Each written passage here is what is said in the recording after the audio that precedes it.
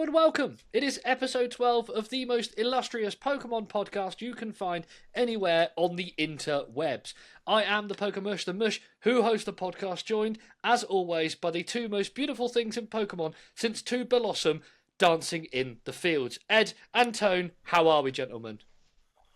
Yeah, I am super excited to be back recording. It's been a long old slog since the last episode, but seeing you two beautiful boys has got me ready for, I'd say 2 hours of fun, but we know it's going to be at least 4. So here we go.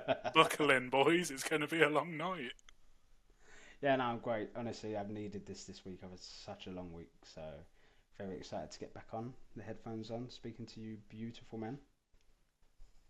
It's probably the thing that I look forward to the most, and it's good as well because I think we've got quite a lot to cover this week. Again, it feels like, although it's been not too long since the previous episode, we've got a lot to cover. We've got a load of new sets that have been announced. We've got PSA now opening up in Europe. The market manipulators are back and are turning commons into absolute monsters. And we've got a new card show to announce that we'll be going to. Well, not new, but it's coming up rapidly and I want to talk about it again. Before we get into it, I just want to say, just to remind everybody, we are a Podcast of the Year nomination. Okay?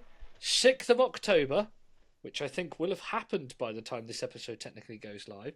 You can vote for us as Podcast of the Year. Go over to our Instagram now, quickly. Hit pause, we'll freeze. Pop over to our Instagram.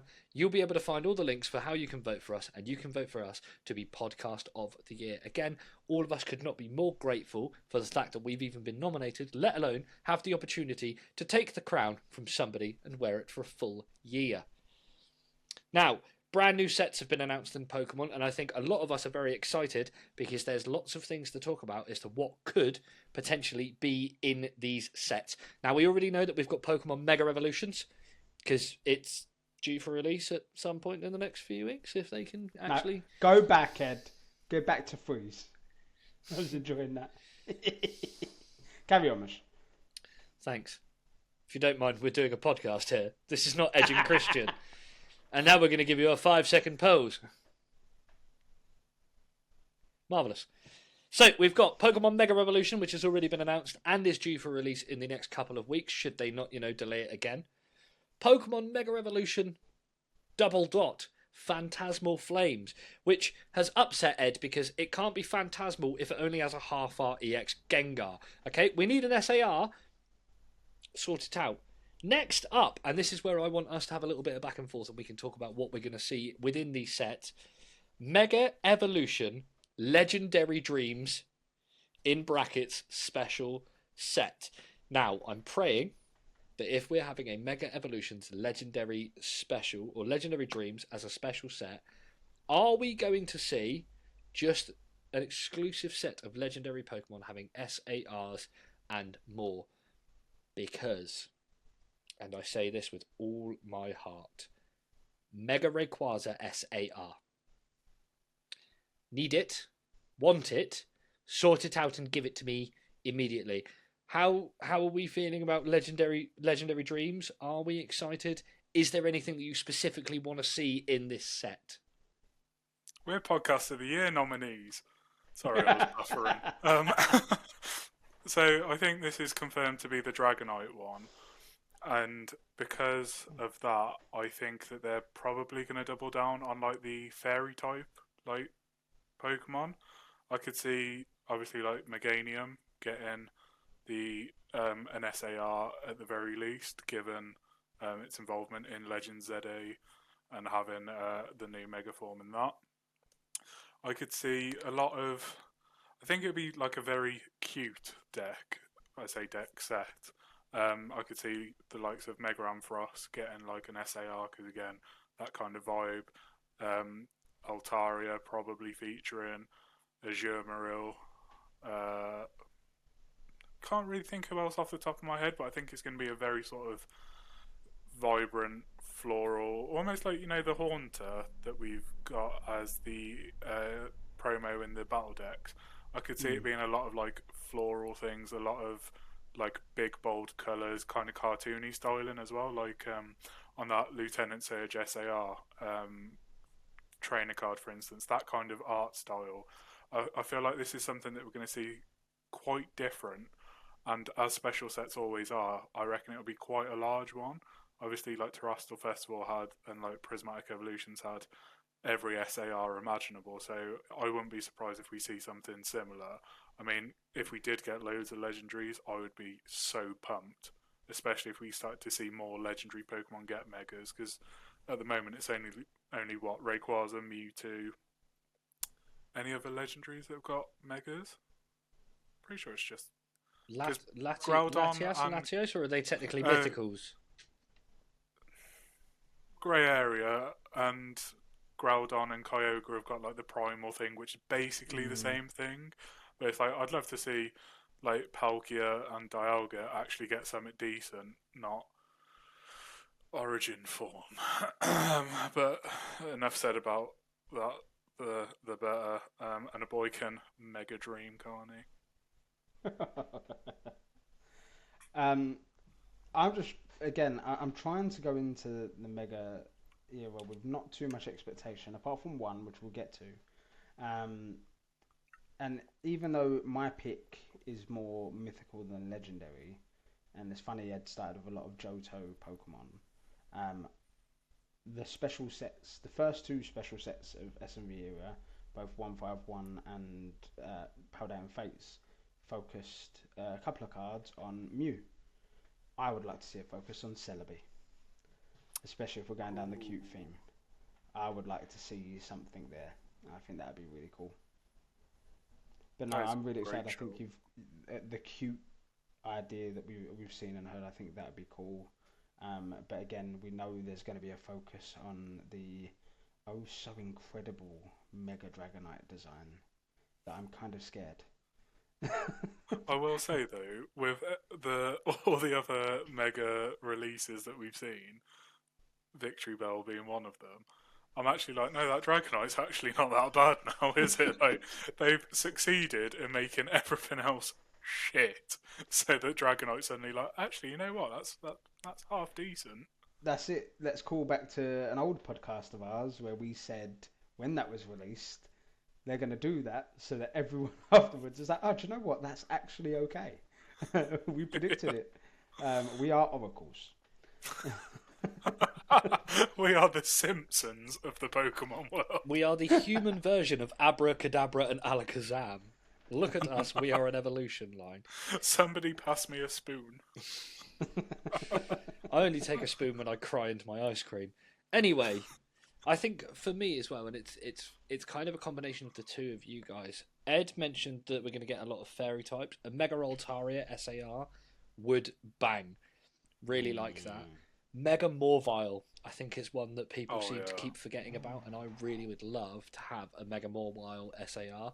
It's got a secret rare in Mega Evolutions. I want it to go the whole hog. Meganium is a really great shout. I'm still on the fence about Chikorita, Bayleaf, and Meganium when it comes to Legends EA, because unless they have updated that move pool and given it an additional typing, it's going to get forgotten about very quickly. We also can't forget that at some point we're going to see the release of Mega Feraligatr, Mega Emboar, and Mega Meganium, because they are obviously the starters in Legends EA. I just want a Mega Arbok, alright? Just want it. Don't care when, don't care how, don't know where, don't know when. Just give it to me, or I'm going to, come to your offices and stick a little bit of plastic on the end of every desk so you can either cut yourself or stub your toe. Because I'm a vindictive bastard. But yeah, I think as well, the Celebi is such a great shout. I'd love to see the Cantonian birds get megas. Yeah. Or the Jotonian dogs. Because I think Mega Raikou, Mega Entei, and Mega Suicune would be wild. Yes, we got their past forms with Walking Wake and Gouging Fire and Raging Bolt. Cool. But give a fuck. Yeah, it's like, hi, I really want Legos for Christmas, and then she buys you like Poundland Mega Blocks, and it's like, it's not really the same, is it? It's like I've asked for Transformers, and you've brought me Changer Bots. It's not the same bloody thing. That's unlocked a memory. Yeah, big up like Toy Master when you could get like the fake versions of Transformers right next to the Transformers for Unreal. half the price. Next, I into think it's quite interesting, quickly, that you mentioned the dogs. I think you're more on the money there than the birds. And I don't want to jinx it, but Scarlet and Violet had an SIR or stunning illustration wear of all 3 cards of the birds. But didn't have any of the dogs. The dogs, the last we saw them in a really good card was Crown Zenith V-Star Universe.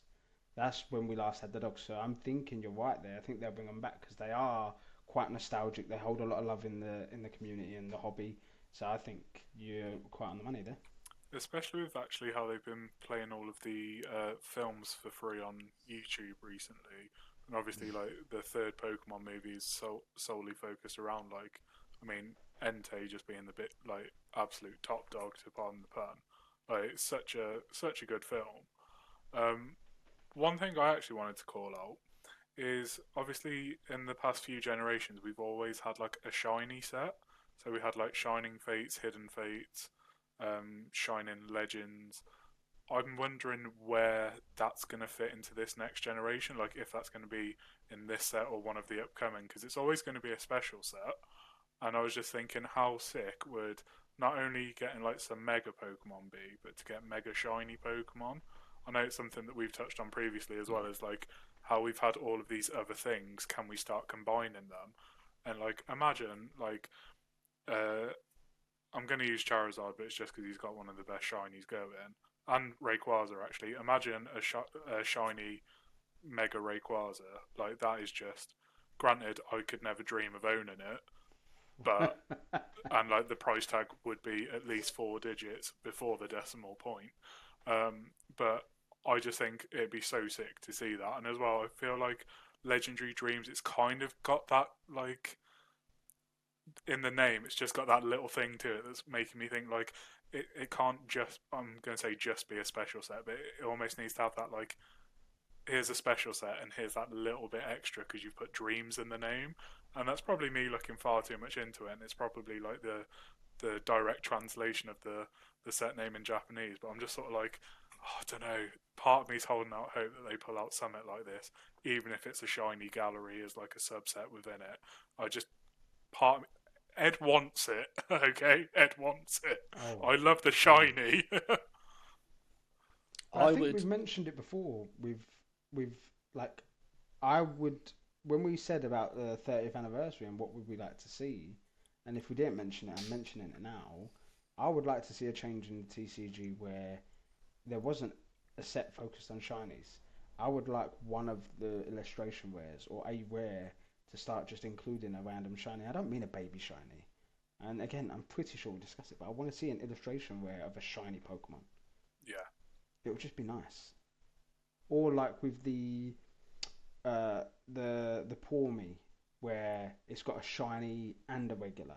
So part of the art rare includes a shiny version. Stuff like that.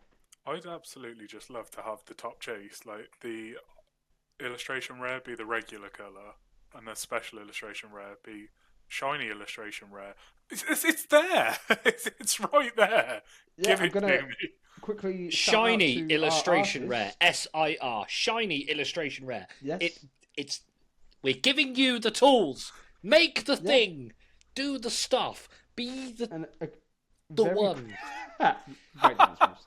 A very quick shout out to our artist, Art of Toad. So when he does some of his prints, like he did it with the Pikachu, he did it with the Gengars and stuff, where he has 25 limited prints, but one of them is a shiny version. How sick would that be if they release even if it is an SIR or an art rare, but one in every 1,000 is a shiny card, is a shiny version instead. Oh, that'd be unreal. Next up on the long list of things that are apparently coming our way, Pokemon TCG Mega Revolution Shadow Storm. Nobody speak. Let 5 seconds of silence fill the air, and then I'm going to drop 2 words. Shadow Lugia. Need anybody say anything bloody else about a set that has the word shadow in it? Not the biggest Pokemon Go fan ever. Don't know, can't really get behind it. Kind of enjoyed it for a little bit. Meh. But Team Rocket, Shadow Pokemon, Shadow Shinies, Shundos, and all of the other things that can come there. Pokemon, work with us, okay? Just give us what we want. I don't want to spend too much time talking about every single set that's coming up, so I'll give you both 23 words each. Go. Shadow Lugia, please, thank you, Christmas and my birthday, all rolled into one. Love you, bye. Shadow Lugia, please and thank you. But also, we've got Venusaur this set, Charizard the next set. Give me my Blastoise. Simple. Small, effective. It's kind of like me in the bedroom. Moving on to the next one. We've got Pokemon TCG Mega Evolution Emerald Surge. I'm a big Gen 3 fan. Big fan. Big fan. We've had Mega Manectric. We've had Mega Morvile. There are some other Megas from Generation 3 that could well make their appearance in this set. I don't want to touch too much on the legendaries from this generation because coming up right after this, there is a conversation that we're going to have based around them. But with the idea that Generation 3 could get a highlight, just like Generation 5 has just had with Black Bolt and White Flare, I think it'd be really, really cool to start seeing some underloved and underappreciated Pokemon get some SARs. We've just had the Mega Sharpedo as well. If you have one in Japanese and you don't want it, I'll leave my address. No, I won't do that. That's the internet. I'm an idiot. Just message me and send it to me. Thank you ever so much. That'd be really kind. But quickly, just before we move into the next one that's going to be based around kind of the Generation 3 legendaries, Pokemon I'd love to see from Generation 3 get an SAR. I'm going to pull 3 out of nowhere and hope that everybody agrees with me. Breloom. I think it's a Pokemon that has not had a single good card for a very, very, very long time, and I think it is about time that it got at least an illustration rare. At the very least, an illustration rare. I would next have said Flygon, but we are being granted that in, I believe it's in Phantasmal Flames / Inferno X. So I'm going to say Seviper, because again, it's a Pokemon that is actually iconic because of the whole Seviper Zangoose hatred and has never ever been given anything. It's never had an illustration rare. It very rarely gets a card, and yet they're actually quite prominent in Scarlet and Violet as well.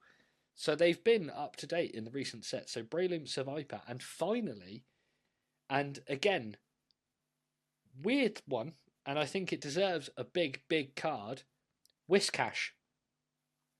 Yeah. I think it's such an underrated Pokemon, and if, like me, you enjoy playing VGC, back in the day, especially when you were doing the Sword and Shield era and you were doing online, Water Ground is a monstrosity of greatness. And they are 3 Pokemon that deserve a card in this set.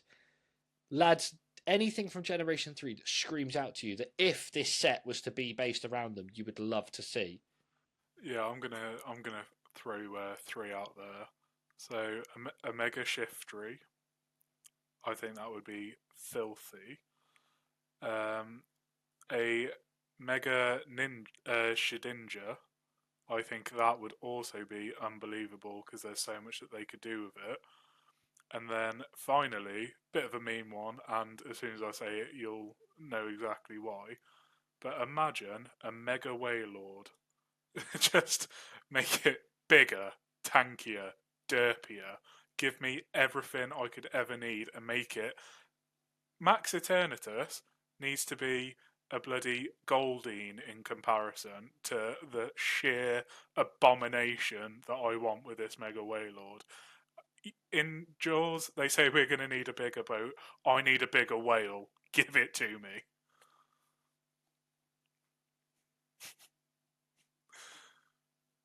While these boys are struggling, I will tell you about how much I love. I've just got this image. I've just got this image of like one of the fishermen from Pokemon just sat there and just looking as Mega Wailord goes past, and all he can say is, "We're gonna need a bigger ball." I'm picturing the Mega Evolution reveal. You know how we had like the Mega Malamar one? I'm just picturing a fishing rod going out, someone slapping the Mega bracelet on the line, reeling it in, and then all of a sudden you just see a shadow across the entire land, and then it's just a fuck off Wailord blocking the sun. Maybe we're actually getting it so wrong. We're not getting Shadow Lugia, we're just getting Mega Wailord Eclipse.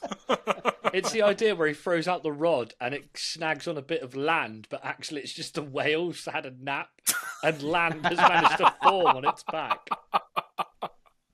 Like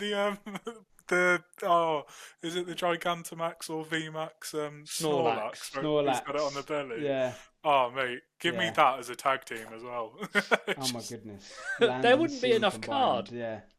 It'd be the first A3 card.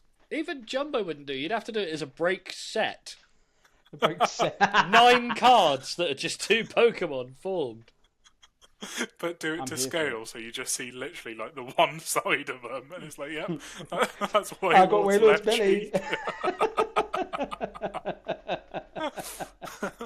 Be the first person to ever get a blowhole PSA 10. You've clearly never seen my blowhole then. I've seen the damage on that one. That's at least an 8. It's quite off-centre.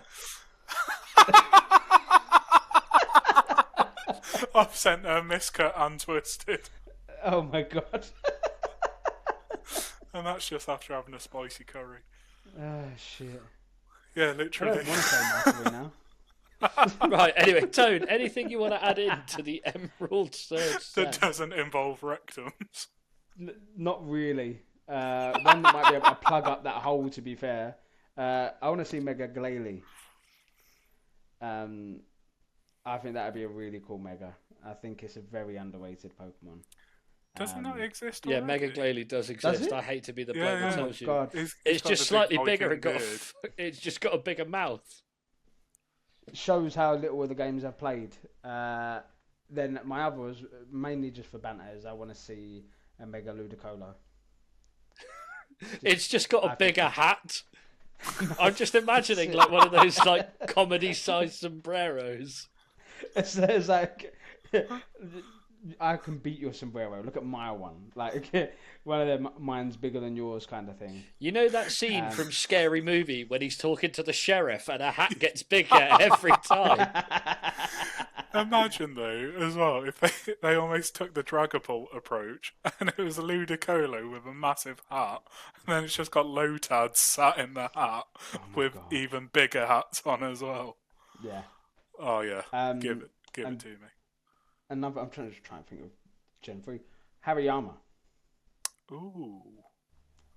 Hariyama would be a good one. Just Honda.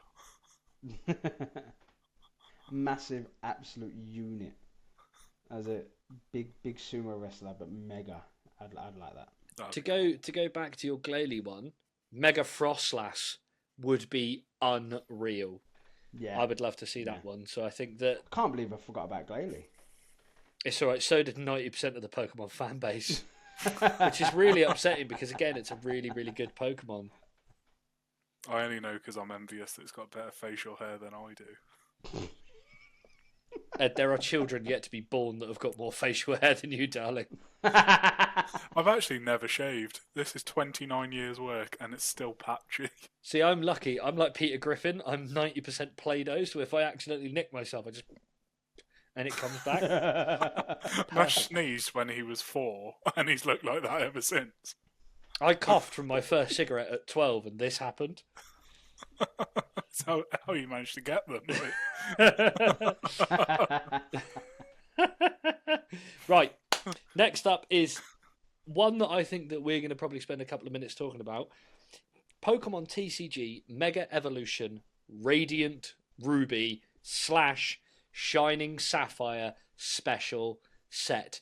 Ed, Radiance, Shinings, they're doing things for you, but I think we cannot forget about Kyogre and Groudon. The legendary box arts for both Ruby and Sapphire. There is hope that we might see a Mega Rayquaza somewhere in one of these, but my god, Can we just imagine Radiant Groudon.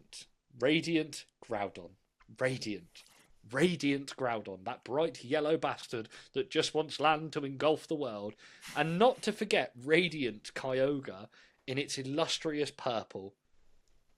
Same colour as the podcast, by the way, just saying. We like a purple one over here.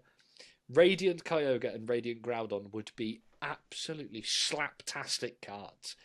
What do you think, realistically, we're going to get in this? Because I think we're looking at one set all Radiants, one set all Shinings kind of style, or it's just a really clever way for them to say things that, you know... What's it when you use two things of the same letter? Onomatopoeia. No. Alliteration. Yes. Are they just doing clever alliteration as usual with the Pokemon universe, or are we actually going to get a full Radiant set? Because obviously, like we said earlier, we've had some shiny sets. We've got the baby shinies. We've had Paldean Fates, Shining Legends, all that jazz. But imagine a full set of Radiants, start to finish, commons, uncommons, holos, reverse holos, no Pokeballs and Master Balls because they're not hits. Don't care who you are. Okay, IRs and SIRs, all shiny. All shiny. I would love to see that, but I'd also love to see... We've seen it in a few other TCGs, namely Dragon Ball and One Piece, but imagine that in the set there is no, like, non-holo card. So even the commons and uncommons are hollowed. The hollows are maybe like your shinies or your radiants, and then you get into like your secret rare, ultra rare, illustration rare, etc. But just imagine opening a booster pack, and no matter where you look in it, you've got something reflective that is shining, that is radiant, that is just absolutely beautiful. Because Dragon Ball did it with their manga booster, and every card in it is a holo, and it is unbelievable to open, because you're not just like... We see so many people, when they open packs, they just flick through, and it's only the last 3 cards they care about. Imagine a set where every card in it, like, meant something, because it wasn't just, oh, here's, like, to hand, it's just a plain card, although that artwork slaps. It's just like, imagine that, but shiny. Like, I just think that'd be sick. And the tease of Radiance returning is unbelievable, because they have got some of the best holo foil on any card ever made. And to think that there's a slim possibility of getting more than we have of those, it gives me that nice, warm, fuzzy feeling in my tum-tum. I'm worried that if we get that kind of set, Whatnot would crash. Because it would take so long for them to get through a pack. Oh my god. Oh my god. Oh my god. My wife would think I'm watching something nefarious if that set ever drops on Whatnot. I would like, again, I'm echoing myself on previous podcasts. I think, Ed, I would love your idea. I just don't see Pokemon doing it. I just don't see, and I hate to say it, I just don't see them doing it. But at the very minimum, I would, especially if Emerald Surge focuses on every single Ruby Sapphire Pokemon. Radiant Ruby Shining Sapphire, similar to what I've already said, every single card is a shiny Pokemon. There are no regular artworks. The commons, the uncommons, the art in the photo of the card is the shiny version of the Pokemon in every single card, including the art rares, the SIRs, the gold cards. All of them are the shining versions. I think that it will be something actually special. But realistically, at the bare minimum, we need that glorious radiant glow back. And we want our shinings. I'll be honest, I would rather have a card that was the style of the shining cards we got at Vintage, where it was an artwork with a shining Pokemon. Because I think I'd happily, and I don't think it will happen, I'd happily see the back of Baby Shinies. Oh yeah, straight away. It's just the glow behind it. Like, we want an artwork with a shiny. Yeah. That's what I want. So if it's going to be like that, where it's a set of, let's say, the 100 to I think it's 130 to 140 of the home Pokemon. I would then want to see if they're doing baby shinies after that, which is like another 100 or 120 cards on top, which it normally is with the Fates sets. I want to see actual artwork shinies. That's what I want. Yeah, I say this as if I have any, control over whatever it is that Pokemon put out into the universe, but as cool of an idea as Paldean Fates was, every single baby shiny doesn't hit because it's nothing. It's just a shiny Pokemon on a plain white background. I could draw that myself. Like I've got a common here. Here you go. Here's a common nose pass from Steam Siege.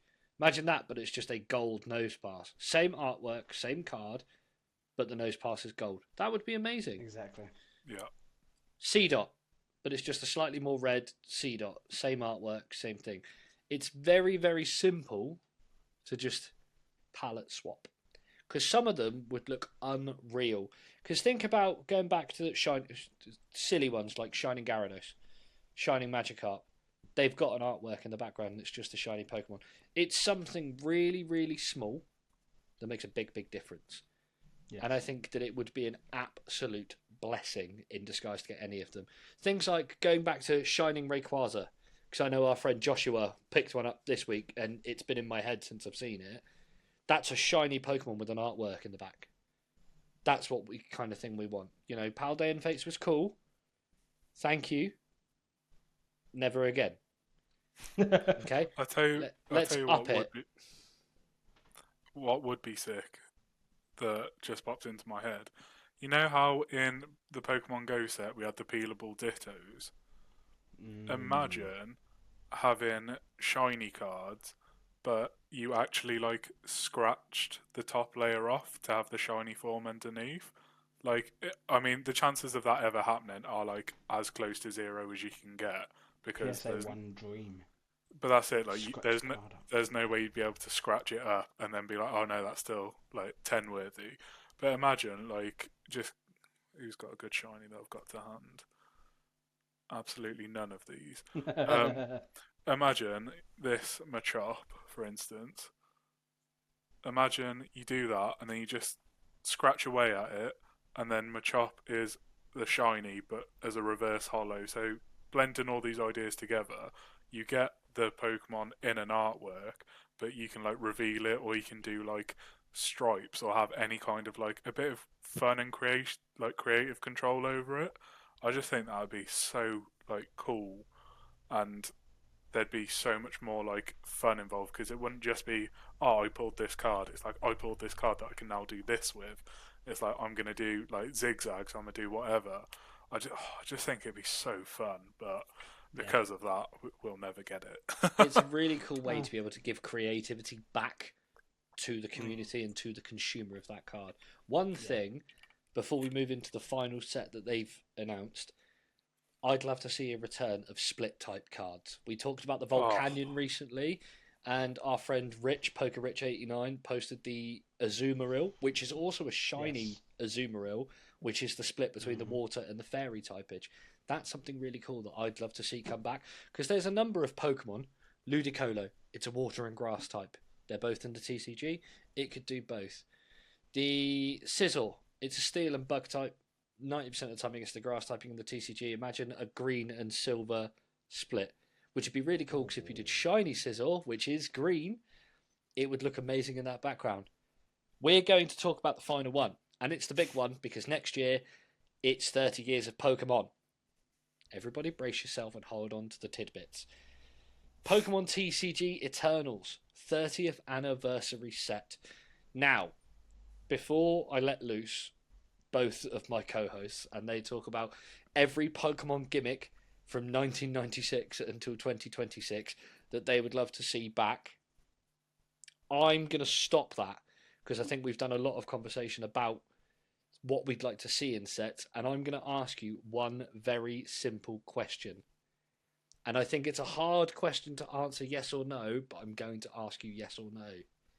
Truly, looking back at every anniversary and or celebrations style set, is this set going to slap?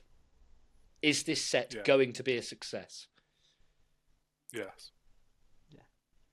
Easily. My next question, and you may have more than one word to answer this one. How fucked are we when this set comes out? Because as soon as this hits market, we're done. It's over. The Stonk Dogs will win. It will be Stonk Dog Millionaire forever and a day.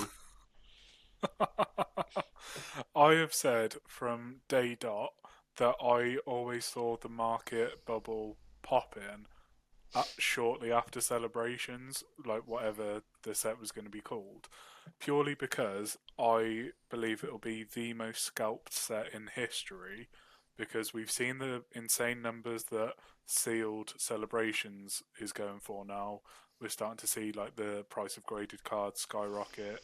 Even like the Charizard and things like that from celebrations is like a triple digit card now, which is wild when you think how many iterations we've had of that base set Charizard now. I think it's going to be an incredible set.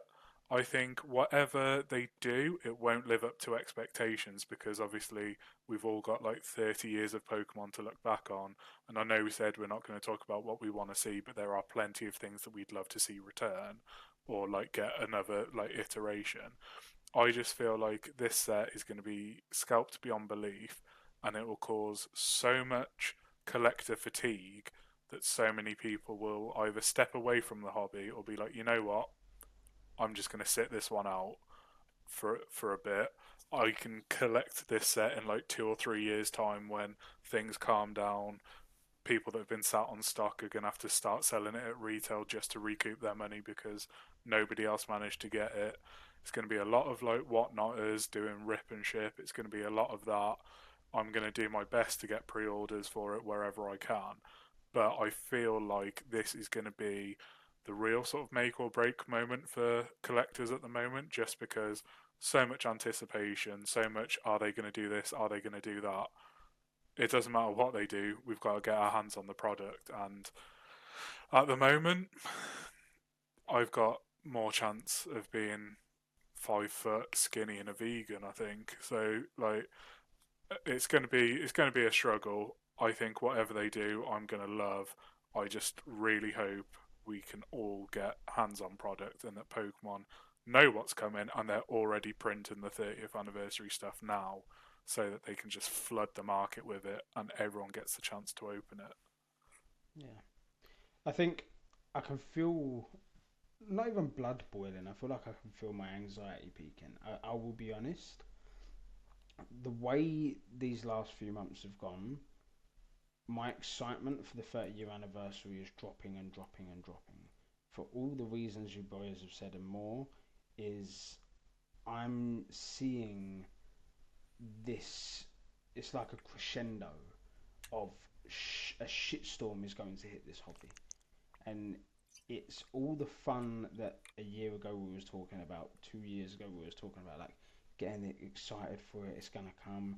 We like celebrations was again, we all missed that, but even coming into the hobby, we managed to get our hands on a handful of cards, and you're seeing some lovely arts from that set still, and we were like, oh my god, 30 years. It's so exciting, but we know it's just going to be like so bad to get hold of, and I think we're going to see a lot of our friends disappear from the hobby.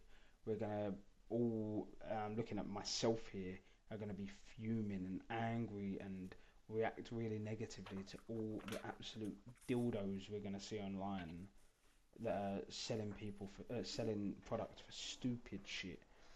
It is going to be awful. The only glimmer of hope is, will it hopefully burst that bubble? The fear, the anxiety is that, is there a world where it carries on getting worse? I saw prices the other day of recent booster boxes. Booster boxes that are, again, let me remind everyone, not a year ago, we're buying most booster boxes for 100, 110. I'm seeing people sell recent booster boxes for 260, 350, and it's a killer. So how much is one of these booster boxes going to go for? Realistically, 500 plus?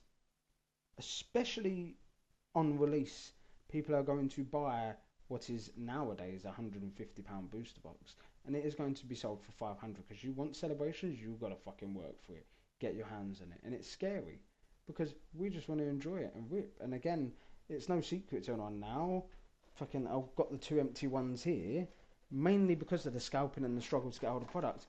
I, Mr. Always Collecting English, have moved over to Japanese because the hobby is getting cooked. And it is sad because I love my English cards. I have gladly moved over to Japanese because that way I actually get my hands on product. And I'm not here to buy to keep sealed. Everyone knows I love it raw, I love it ripped, I love holding my cards. So because I don't collect like that, I don't care about the language anymore because when I did, I don't want to have to fight for product. Every single shop I go into that 1 year ago would have stock upon stock of cards, everywhere sold out. I used to be able to go into an Argos and not pre-order, just go up to tap, tap, tap, buy some cards. No Argos in the entirety of London, because I've gone from south, west, north, east, north London, east London, west London, nowhere has stock. Unless you're going to a specified TCG store, which even then it's a struggle, you are getting Temporal Forces and Twilight Masquerade. And that is it. And one of them sets I've mastered. So, or you're getting Pokeball tins. I'm scared. It is the crux of this, and I don't like that I'm scared. I think it's also going to be, like, because it's a special set, we won't have the luxury of booster boxes. It's going to be ETBs, binder collections, tins, and like prismatic, I can see it like fluctuates, but I've seen prices as low as £8, which is mental to say £8 is low for a single booster pack, but upwards to like 20 quid. 151 is going to be a £25 booster pack in no time, even though they're still printing it. Mental. It's going to be like that. It's like you get your hands on an ETB, like you are basically, you've got more chance of winning the lottery, I think, than getting decent allocation or like access to these products. On release day, it's going to be £20 a pack on Whatnot minimum, or maybe you might get lucky and get 3 packs for 50 quid if you absolutely fluke it, but it's going to be crazy. I just hope, and it's a weird hope, but I hope that this set does do that, just so we get that reset that we need. Because at the minute, it's like all you're seeing is people buying stock, sitting on stock. The Scarlet and Violet era is basically the sealed and vaulted era. Like, in a few years' time, when people come to sell it, because they won't hold it as long as they are going to claim they're going to. Like, I've got a little sealed Scarlet and Violet collection, primarily just Pokemon Center ETBs and a prismatic SBC. It's like I could sell all of these now, and I will have easily doubled my the money that I spent on them. I plan on holding these for literal years. I'm chatting 5 to 10 minimum. But people aren't going to do that. They're going to sit on it until it's out of print, then sell it. Like we're seeing with Fusion Strike and Lost Origin, how crazy those booster boxes have gone lately. Same as Evolving Skies. The fact that it went from 600 to 1,000 to 2,000 in the space of 10 or 12 weeks? Basically, as long as we've been doing this podcast, it's gained 300-400%. It's ridiculous. It's just gonna, we're just gonna get Scarlet and Violet round 2 because everyone's gonna be putting their stock up for sale, and it's gonna be like 151's just been released again with the amount of people that sat on that stock. And I think that's the bit that everybody forgets about. These investment pieces are only worthwhile when not everybody's got them, and Scarlet and Violet is going to be the most sealed era I think we've ever had in Pokemon. So it's not going to go the way people think it is. The market will pop, and when it does, people will be flipping the stock that they've sat on because they aren't going to be willing to hold it for however many years for it to actually be worthwhile. I think both of you make absolutely phenomenal points. Truly, when you combine both of what you guys have said, and also sealed and vaulted, you know what you've done there, young man. Very well done. It's very true, and I think that recently there has been a massive upsurge in the already massive upsurge of people buying and holding down products. Destined Rivals booster box for £500 is the absolute kick in the teeth that nobody needed when they were already led on the floor, having gone 10 rounds with Tyson. I think that trying to get hold of Pokemon product now, especially for people that are English collectors, because your boy's a Japanese collector now, it's atrocious. And a number of, not just you guys, but our friends that will be on the PC, on the websites, at the drops, ready for the releases, don't get anything, or you get minimal product, or it's going to a store and only being allowed one or two of each and such and such. There is a consistent fight to enjoy the hobby. If I wanted to have a fight to enjoy something, I'd go back to playing Sunday League football, and I'd go have a scrap with the lads from the pub from the night before. It's not that great, but to put some positivity out there, because I feel like that was a little bit like, no, it's all to shit and we're probably not going to get anything. Just remember, Pokemon has now been around for 30 years.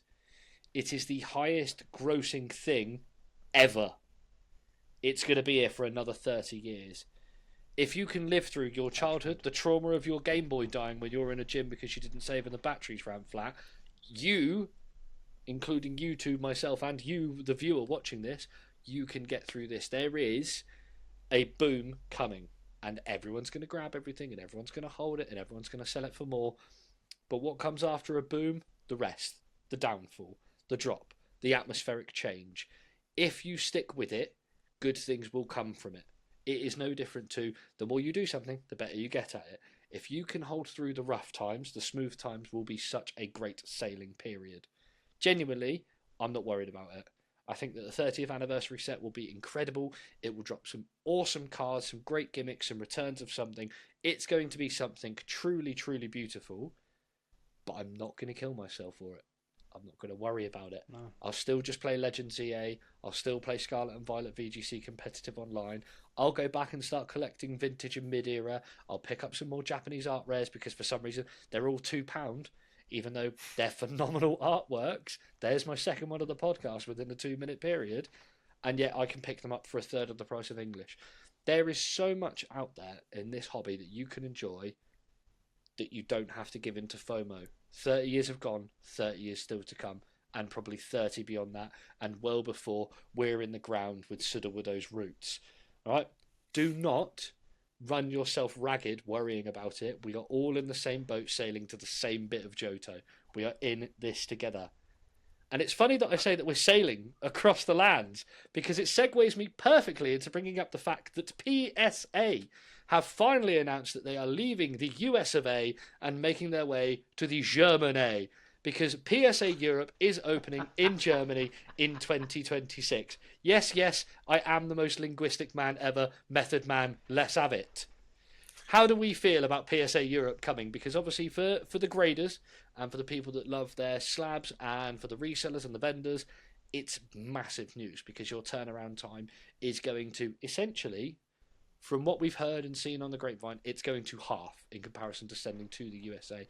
So obviously, Tone, this isn't really a segment for you, so just... As I say, let me start here. Let me start because... Okay. Your turn. Can I please finish? Please, can I finish? Okay, I finished. Done. Grading. Yay. I don't know how to follow that other than thank you, Tone, for articulating all the things that I couldn't say. The one thing I'm a bit confused by, because I'm seeing very conflicting reports out there at the moment.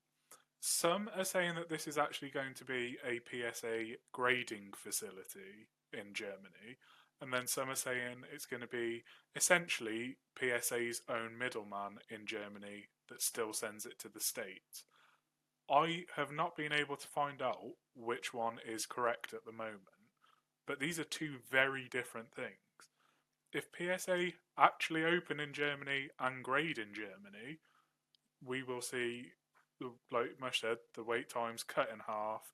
ease of accessibility, not having to spend 7 days of the like grading submission just in getting the card out there in the first place.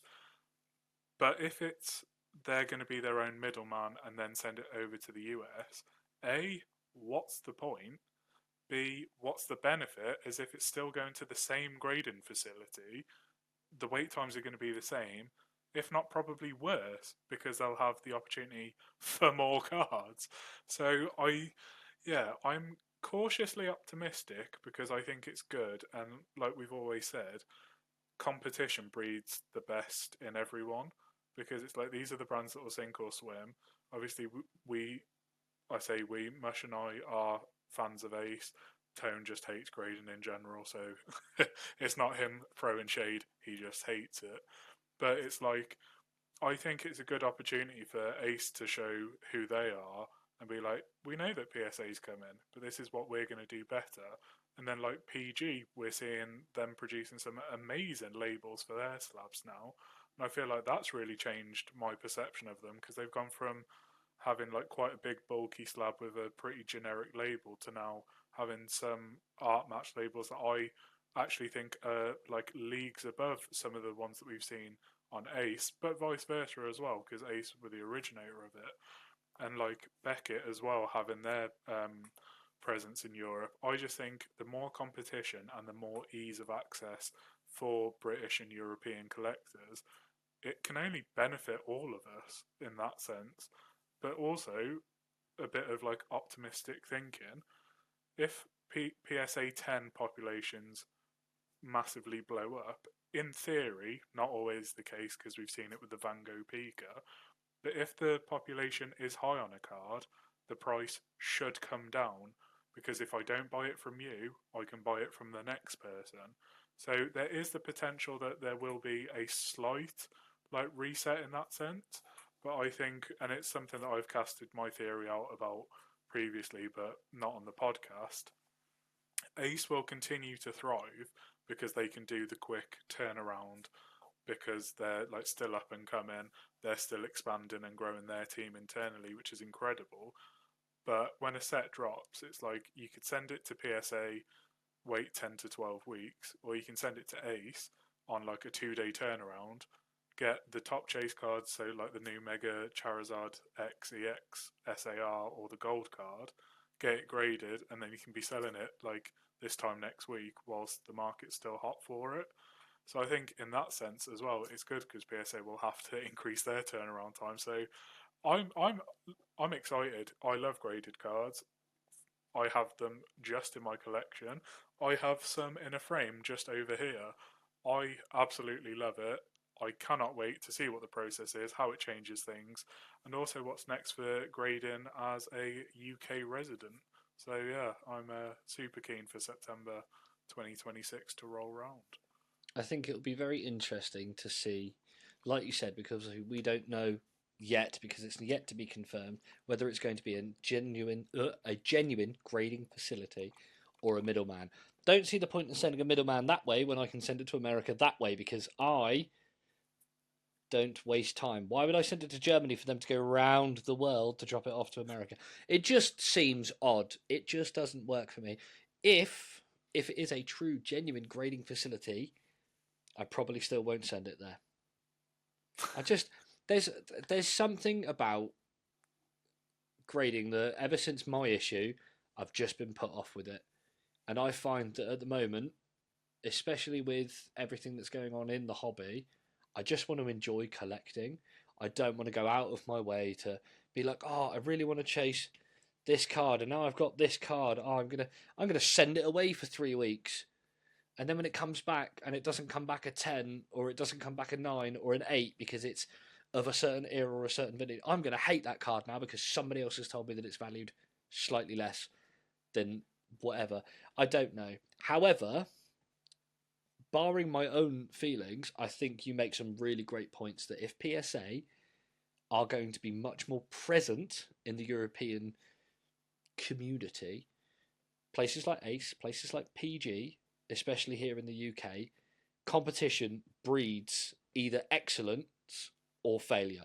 You're either going to absolutely smash it out of the water, you're going to grow, and you're going to be better than you ever have been, or you are going to bin it all off and go back to whatever it was you were doing before, get graded or whatever it's called. I don't know, can't remember.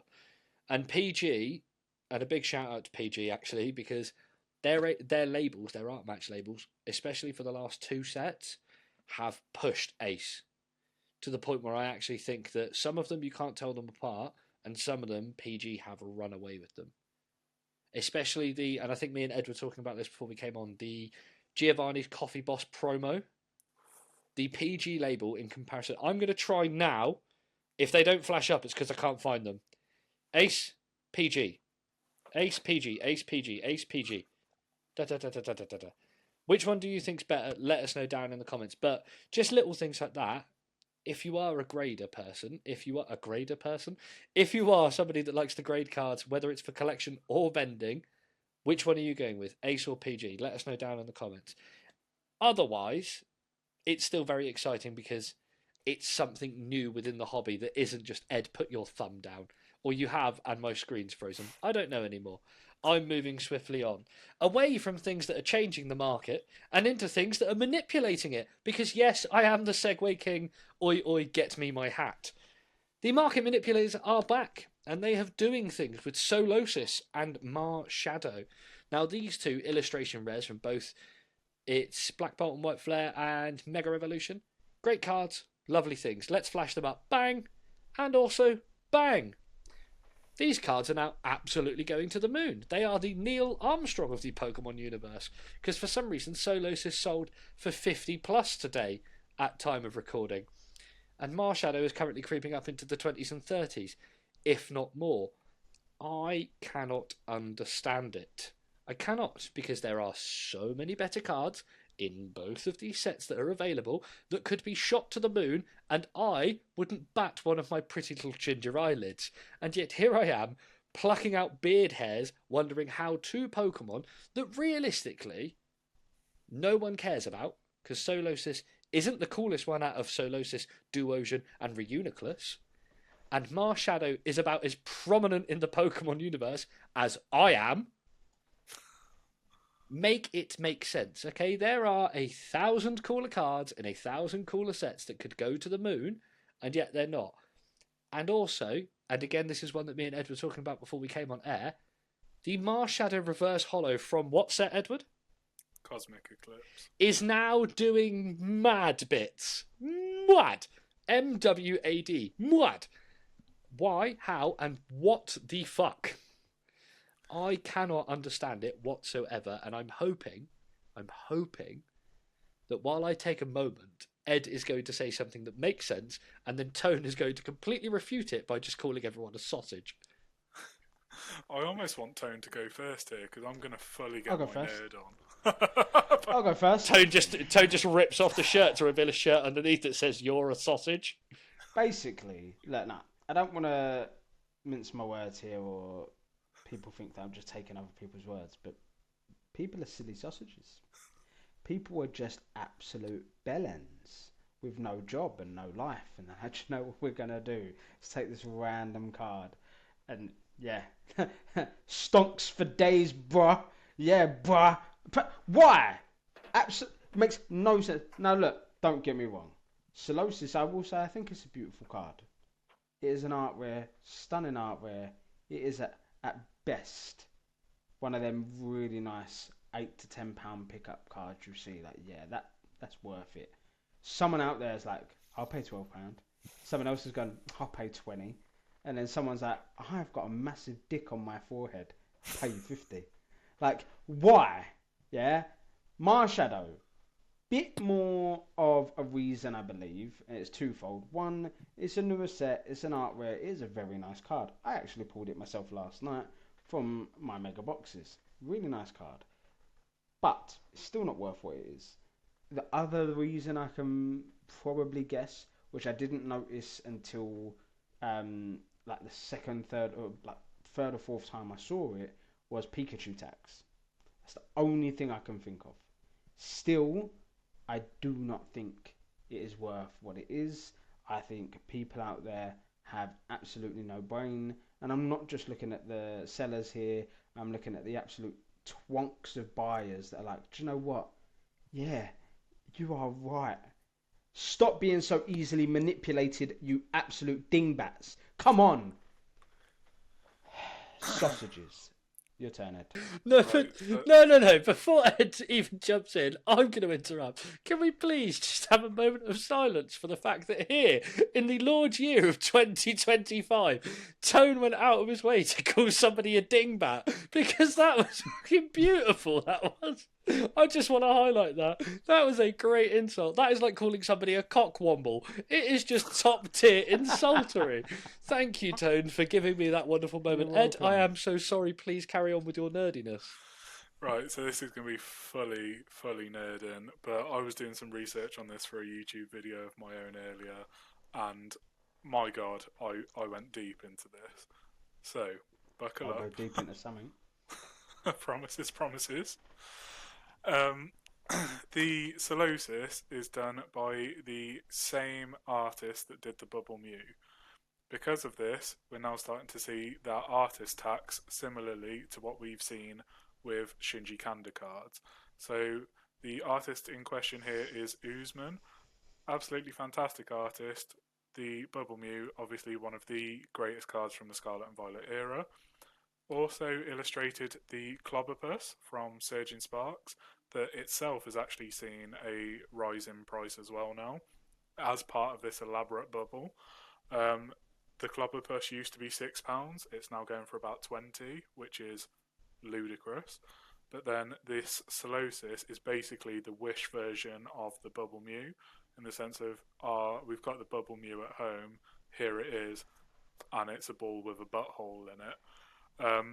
Again, I love the card. I think I own it. I think I pulled it ages ago when it was like a £5 card, and I was chuffed because I love the whole Evo line. But we're starting to see similar trends to what we've seen with Shinji Kanda, what we've seen with Kamiya, where the artist just goes absolutely crazy. People manipulate the market because it's like, that common nobody cares about. Well, that's actually done by this artist that's worth big money. And it's just unfortunately the way that it goes. We've seen it with Kamiya, anything touched by Arita, anything touched by Saito. Like, it just happens with all of them, and it seems that Usman is the new target for it. And why? Like, to quote a famous scholar, I believe it's Aristotle, it's a fucking shambles what is going on in the market at the moment. Like, it's just any shred of anything ever that people can latch onto. They're like, oh no, this needs to be a triple figure card because let me just get my Illuminati triangle out. This connects to this, which means this, which if I buy that card on a Tuesday, it's actually worth £7,000. But if I buy it on a Wednesday, it's only worth 4. I'll split the difference and it's a £50 card now. It's just, none of it makes sense, but people are doing it. And like we've said before, all it takes is that one domino to fall, and suddenly that Solosis goes from £10 to, oh no, it's a £15 card, Bubble Mew, isn't it? Oh no, it's 20 now. Oh, if people are willing to pay 20, they might do 30. Oh, 50's the new 30. And like, it just keeps on going and keeps on going and keeps on going. And then when we get onto the Marshadow, I love this card. I think Mush and I both picked it up at Wolves Card Show, I believe. Tone obviously pulled it himself. Incredible card. Not many people saw the Pikachu in it initially. Again, stunner, as Mush is very beautifully displaying here. Incredible card. This card is actually done by the same illustrator 0313 as it is in Cosmic Eclipse, and it's the exact same scene just from a different perspective and in a common card. The common version of this card has gone from maybe £1, which is, again, because it's Sun and Moon, it's old, whatever, you'd be okay with it. It's gone from £1 to 18, just the common, and then the reverse holo has gone from, I shit you not, $3, which is about £1.80, give or take, to I've seen £70 and £80 for a reverse holo in LP condition, but it's got a Pikachu in it, bro, and it's related to this card. So naturally, this is actually going to be the biggest card of 2025. because it's vintage now, bro. It's vintage, and it's got a Pikachu in it, and it's connected to this card. So naturally, that common card, it's it's worth loads now. It's just the more and more I get into things like this, and I look into it, and I try and connect the dots. I feel like Charlie Day in front of his big mind map with all the strings, and I'm like, no, it's a conspiracy.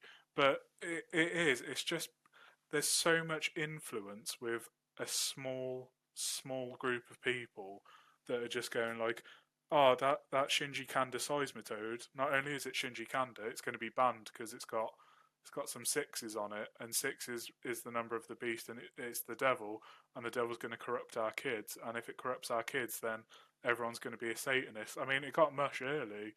He saw, like, I don't even know what he saw, but now he's possessed by the devil. His head spins backwards off camera, and it's all because of seeing that Seismitoad.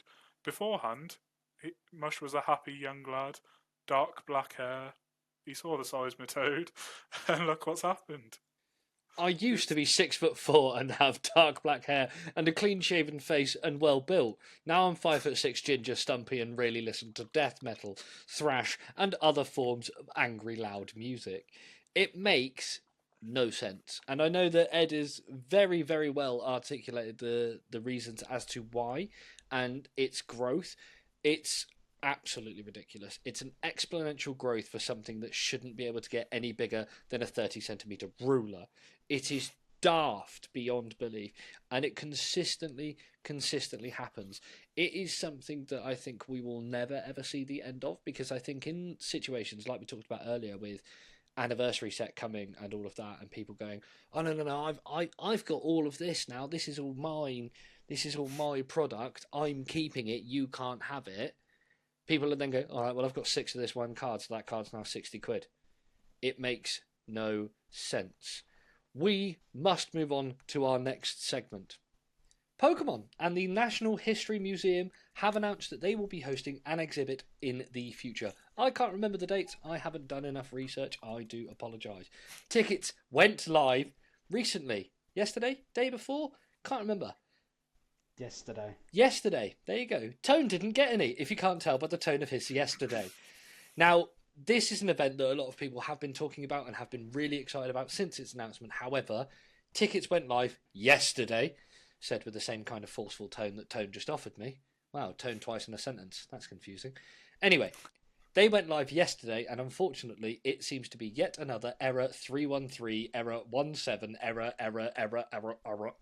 like a DJ reloading. It wasn't going particularly well.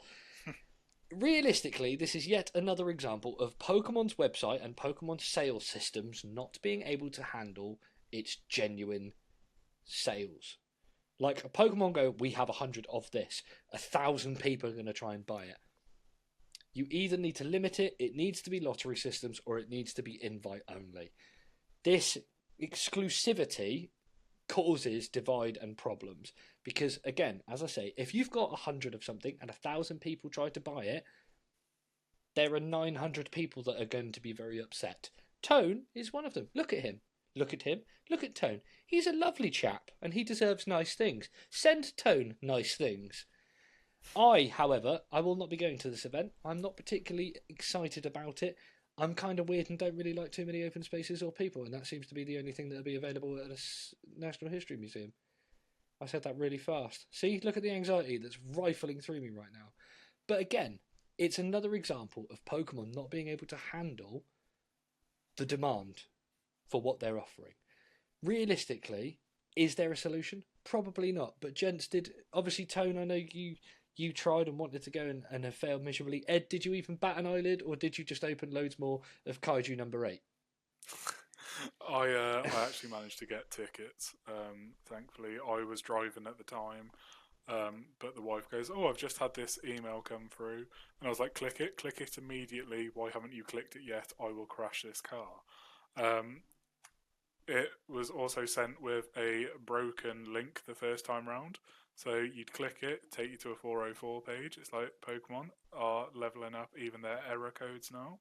We've gone from 17 to 404, just like the set counts. But I found that I think a lot of people, because it's museum related, are expecting it to be like the Van Gogh collaboration that we had with the Van Gogh Museum, where we got the Pikachu with grey felt hat. The amount of things I've seen in Facebook groups, on Reddit, of people being like, what do you think the promo card is? I want Pikachu and a Triceratops.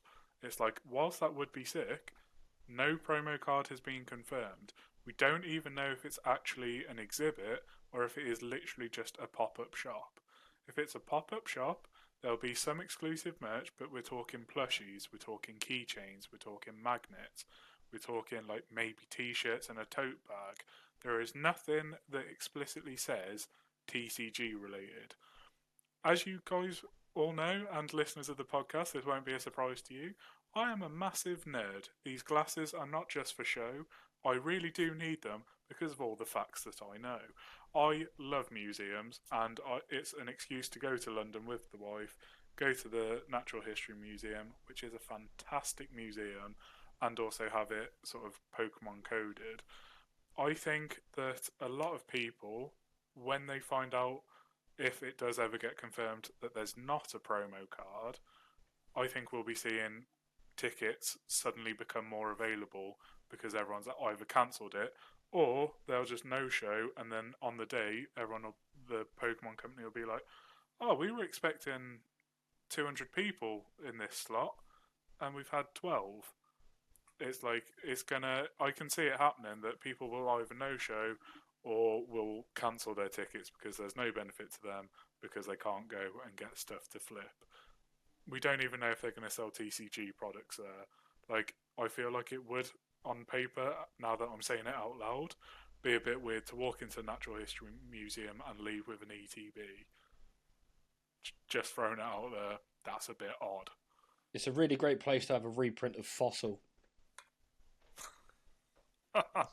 I'm just saying though, and I know that I have no interest of it, and both of you have tried one being successful to go, but just saying, any of the Fossil Pokemon, from all the way from the originals to all the way up into the most recent ones, would be a really great place, area to shine a light on them. You know, things like Aerodactyl, Omanyte, Kabuto, Kabutops, Omastar. Then obviously going into further ones down the line where you've got the cover fossils, the plume fossils, Archeops, Caracosta. There's so much option there that you could do something really cool merch-wise with them and it not have to be TCG based. I'd love an Aerodactyl plushie. Just saying. Or an Aerodactyl gargoyle. How sick would an Aerodactyl gargoyle be to have on your desk sitting over me? Currently, I get bogged out by Fuecoco, Quaxley, and Sprigatito. Nah, I'm good, bro. All right, I'd actually really love an Aerodactyl gargoyle, and I think it could be something really, really cool. Yeah. It is frustrating that, once again, a number of collectors, passionate people about Pokemon, and people that genuinely want to enjoy these kind of events cannot go because of poor error 404s, 312s, TBTs, BBQs, and all this other shite that happens. It's very frustrating, and I'm going to let Tone vent some frustration right now because I feel like I interrupted his frustrations. Where do I begin? Let me begin with, I had a very busy day at work yesterday. I did 11 a.m. till 9:30 p.m. For anyone that doesn't know, I work at Emirates Stadium. We had a match day yesterday. So I was a very busy boy. And when the first of two emails come through, and I click the link and get Ever 404, done. And I'll be honest, that part of this is my fault as well, the naivety in me. I thought, again, I wanted to go for the love of Pokemon.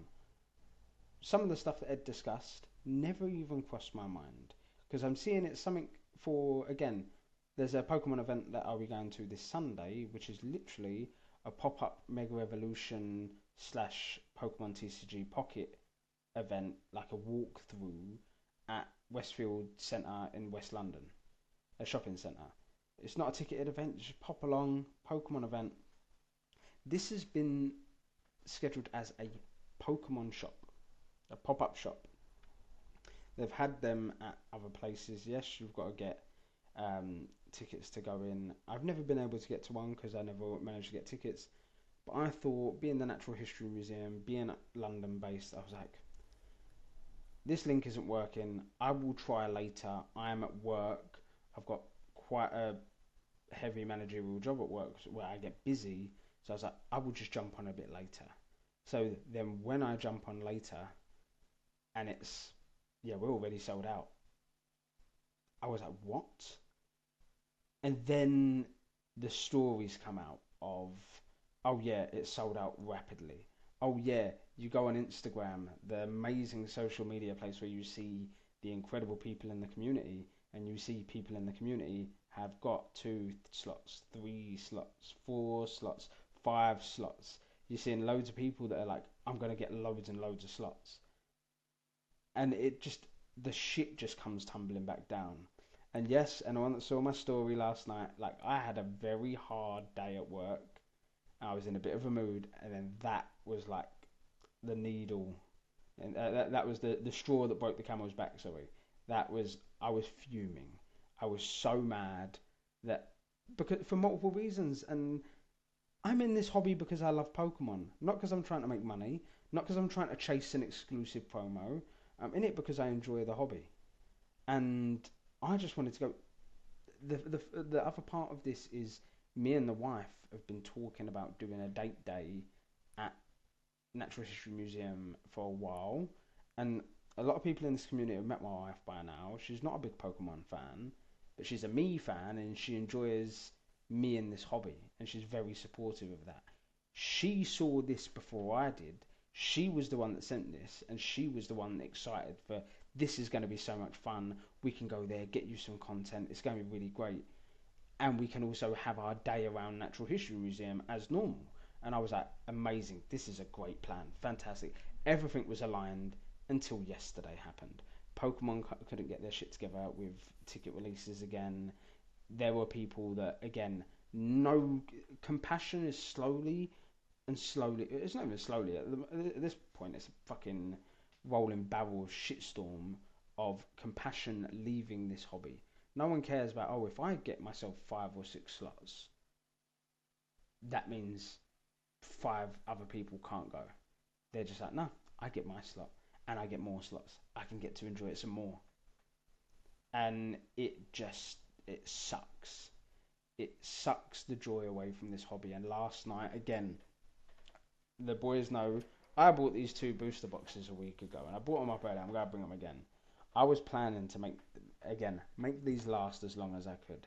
So I was treating myself to 1 pack a night, 2 packs a night.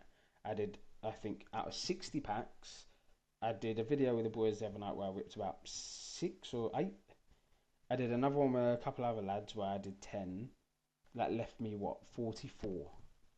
And I was doing 1 or 2 a night. I ripped through 30 to 40 last night in anger. I came home and I was like, I'm cheering myself up and just rip through the lot, because I was like, I'm so done and I want something to just feel some joy about, because I was that mad. I was fuming. But just, and again, I've had messages on messages. There are so many people in the hobby that did not manage to get tickets. This, for me, a Londoner, it's on my doorstep. It's so easy for me to get to. I'll be there in an hour or less. And I love the Natural History Museum.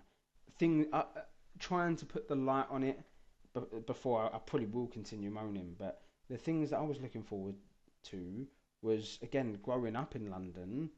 I know it's changed now. I think it's like a big whale or something. But the moment you walk into Natural History Museum, there used to be a big, massive T-Rex skeleton staring right at you. Yeah? And we talk about the fossils, and Mush, I was going to say some of the things you said. I think they're incredible ideas. They need to focus on the fossils. But a Pokemon that, because it's from generation, I think Gen 7, Gen 6, 7, around that era, that does not get enough love, Tyrantrum. I would have loved a little Tyrantrum plushie or some merch of it, something special about London and that, and I was excited for stuff like this, and that excitement got sucked away last night because, again, all the negativity and the things that I was seeing, it's just sad. One little caveat I will say is I have already had at least one person on Instagram message me saying they've had a couple of slots, whether by accident. I think this one was by accident because they clicked both links and then logged out one, clicked the other, and they got 2 slots. So I've already had someone say if I'm available, I can join in theirs. It will mean my wife has to wait outside, which is the sad part. I can't get her in. She'll be waiting in the museum, but it's I go in and out without her. And she's already said no. As long as you go in, it's fine. And the wife has been incredible about this. But again, it's just there are silver linings out there. I've had I've had a couple of other people say they're looking out for me to see if they can find slots, and that is the good part of the community. And I think it's not what I intended when I did my rant. I was just in that foul mood last night. But yeah, it's just so shit to see. This hobby it lately never ceases to amaze me how crazily stupid this hobby can be. And I'm going to breathe now because it's not my moan zone. But yeah.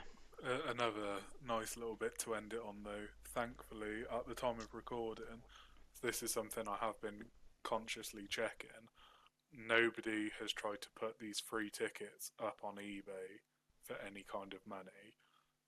It's not to say that it won't happen closer to the time, but as it stands at the moment, we're not getting those fucking pre-order, secured, tick, email confirmation listings on eBay to be like, yep, free tickets in hand. They're not. Like 20 quid. Like, thankfully, haven't seen it yet. Again, they'll be worth so much more than 20 quid. I don't know why you even throw out a number like that. But that's it. Like you said, I've been checking as well. I've been checking because I'm not because I want to buy them. Because again, I'm not one of these guys that I'm not going to be an idiot and spend the money on a free ticket. I'm not going to use my FOMO to fuel me on that. I will rather miss out than pay money for this because I'm not a twonk. But I've been watching ready to call people out. Like the rage I felt last night. It's one of the first things I did. I jumped on eBay. I was like, I wonder if they're selling tickets because I will fucking find people. Please share your location on Instagram when you've got one of these free tickets for sale. Tone will find you. He has a very particular set of skills. It's frustrating to be in a situation where you can't get hold of what it is that you want to do, and especially when no doubt somebody's going to put them on eBay and it's going to cause a little bit of a ruckus. What's going to cause a lot of a ruckus, though, will be spicy. Did you just interrupt my segue? My segue's ruined now. Oh, I didn't realise you were segueing. Nobody ever realises I'm segueing. I barely realise I'm doing it half the time. That's just how damn good I am at it. I just always assume that anything Mush says is segue into Summit. He could ask me how my day is, and I'm like, right, where's this leading, funny man? Yeah, my day's been fine. It's funny that you mentioned fine, because I've just been fined thousands of pounds. It could actually happen. I might do it one day. No. All I want to say, because realistically, we let Tone go on a little bit too long there, and I'm very close to sliding open the bifold doors and stepping into the moan zone. But before I leave the house via the conservatoire and into the zone of moan, I'm going to remind everybody that on the 19th of October, we're going to be live and in living colour at the Swansea Card Show at the Swansea City Football Stadium. It is about time. It has been a long time since Wolves, since the three of us have been out into the tall grass of the wild, wild world, and we are going to be back doing what we do best, which is jiving and dancing like the two lovely blossoms that they are, like I called them at the start of the podcast. We can't wait to be there, interviewing vendors, interviewing the people in the general public, doing our little carnivals challenges, generally being a little bit of a shithousery team of trio of Dirty Dangerous Dans. Now, as I did state, I have nipped out through the conservatoire and I am currently standing inside the zone of moan. So if I could be beamed up, please, Scotty, we can step our way in to the moan zone.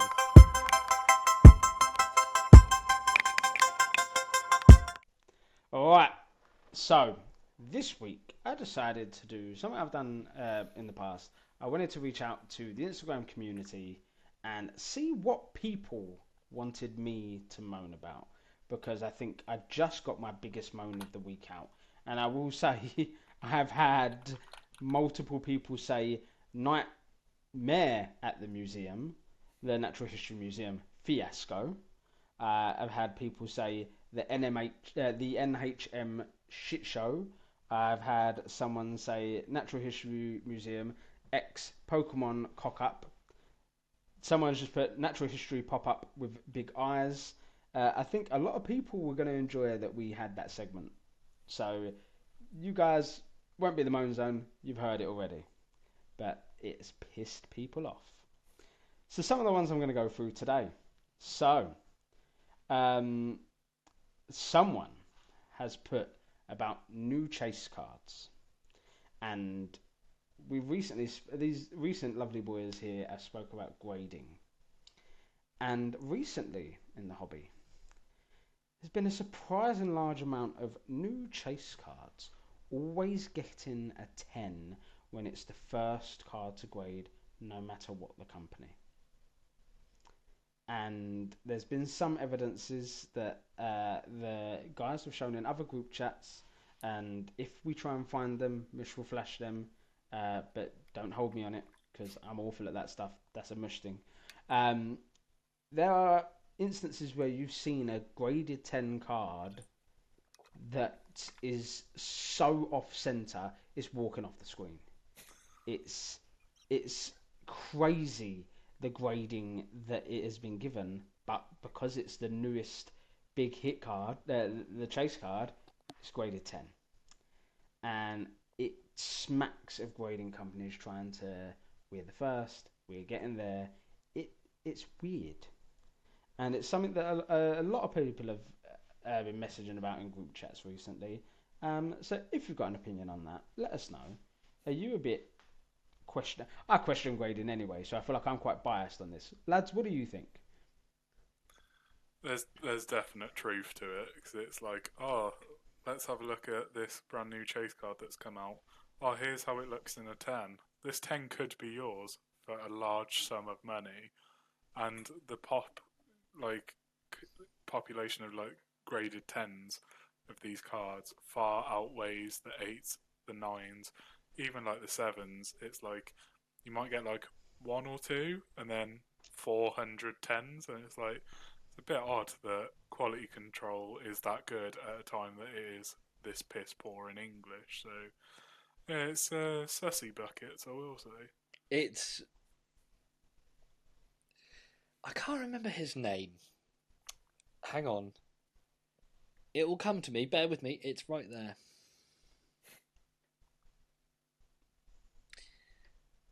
Oh, God. We'll go back to buffering. No, I'm trying to remember his name. Really famous Greek bloke. I believe he called it a fucking shambles. It's absolutely. It's always a segue, my friend. It realistically, genuinely, to bring it back, to make a very quick, blunt point, it's really fucking convenient that the first person to send a Bubble Mew to anybody gets a 10. The first person to send a Paldean and Finish Charizard gets a 10. The first person to send this gets a 10. The first person to send that gets a 10. Because think about it this way, and this is the only way I can see it from my point of view. If I send off the latest Mega Charizard, which we all on the podcast are big fans of, and it gets an 8, realistically, nobody gives a fuck about my Charizard anymore. But if my Charizard gets a 10, boy howdy does everybody give a fuck about my Charizard. Because if you're the first person to grade it, and it grades poorly, is that the card? Is it the grader? Or is it fucking you? Where does that buck lie? And to be honest, I couldn't care if you were the first person to get a 10 or the latest person to get a 10. You've got a 10. Be stoked. But is your 10 a 10 if you're the first one to get it? Because you've got nobody to go against. And are they doing it because, if Ace give a 10 to that Charizard straight away, if it realistically is an 8 or a 9, are they doing it so they look good? Are they doing it so their pops stay high? Because surely you would want your pops to be low so that the card is worth more. It's something that one Exactly. day I will pay Ed £4.56 to deep dive into for a Patreon video that you can go and sub to right now for less than the price of a booster pack. That is right. I It's am the always a Segway King. segue. I'm going to give it back to Tone now. Ooh. Thank you ever so kindly. Well, Thanks for coming to my TED Talk. before it does go back to Tone, I just want to say I also feel like this is the same with Beckett Black labels. Like, the Black label is one of the, to quote a famous mush, illustrious things in Pokemon. And I just find it odd that within like 2 weeks of the Big Mac Pikachu coming out, there was a Black label. That Black label sold for 21.1k for Fucking a crazy. common. Like, don't get me wrong, I love the card. I hate everything that's come with it, but I think it's a cracking promo. But it should be fetching that money if it grades at a Black label in 20 years' time. The fact that we saw a shining Gyarados, Japanese, Black label, and that hasn't sold for as much as that Big Makachu has. It is absolutely obscene. But again, it's that thing of, oh, you've seen the PSA 10, you've seen the Ace 10 with the Art Match label, but we've got something far more exclusive. We've got the Beckett Black label 10, and it's just, it becomes, this isn't grading, this is a marketing device and exercise. Because everyone's going to, like Mush said, everyone's going to be posting their 10s. A few people might post their 9s and claim it's for personal collections, but secretly they're dying on the inside because they've not got that 10. Nobody's going to be posting, oh, I've just got the brand new Mega Charizard EX MUR in a PSA 7. It's not going to happen because that's going to get cracked and that's going to get sold raw to an unsuspecting person. It's going to be listed as near mint because anything 6 and above in the grading scale technically falls into that. But you see the Black label and it's like, oh yeah, there's only 2 of these in existence. And it'll stay like that until we need that another little push for people to sub to Beckett again when everyone's chasing that Black label for them to then be like, ah, no, go on, we'll allow one more to slip through. Because everything will be 10 surface, 10 corners, but 9.5 on centering because it's a millimetre out. That's all it's going to be. Not even a millimetre, that's far too obvious. It'll be a hair line out. And they'll be like, nah, it's 9.5 that. Couldn't possibly turn that. Oh, God. Illuminati confirmed. But we'll leave that there. It is just ridiculous. 9.5, any 0.5 as a grade is bollocks. Stop doing it. It's either a 9 or a 10. All right? Because otherwise you're going to have to turn a Black label into an 11. Facts. Or just don't grade. Next. Someone has put, this is one we moaned about a bit last week, but I am going to have a quick dig again. Pre-order items up for new sets on eBay at 10 times MRSP. There is a special place in hell for these people. There is a special place in the dirtiest slums of the world that these people belong in. Stop going to shops. We've mentioned it, quote unquote, taking the photo on your chair, taking a photo of your pre-order screen that you print screened. These things, you are pathetic human beings. You are pathetic. You are dingbats. You are all of them words that we said earlier. You silly sausages. Get out of our hobby. Go back to your sneakers. Go back crying to your mum in your fucking 1-bedroom basement that you live in with her. Fuck off. It's just ridiculous. The next moan we're going to go to, and this is a fun one. We see a lot of sellers on Instagram that sell raw cards. And we have all bought raw cards.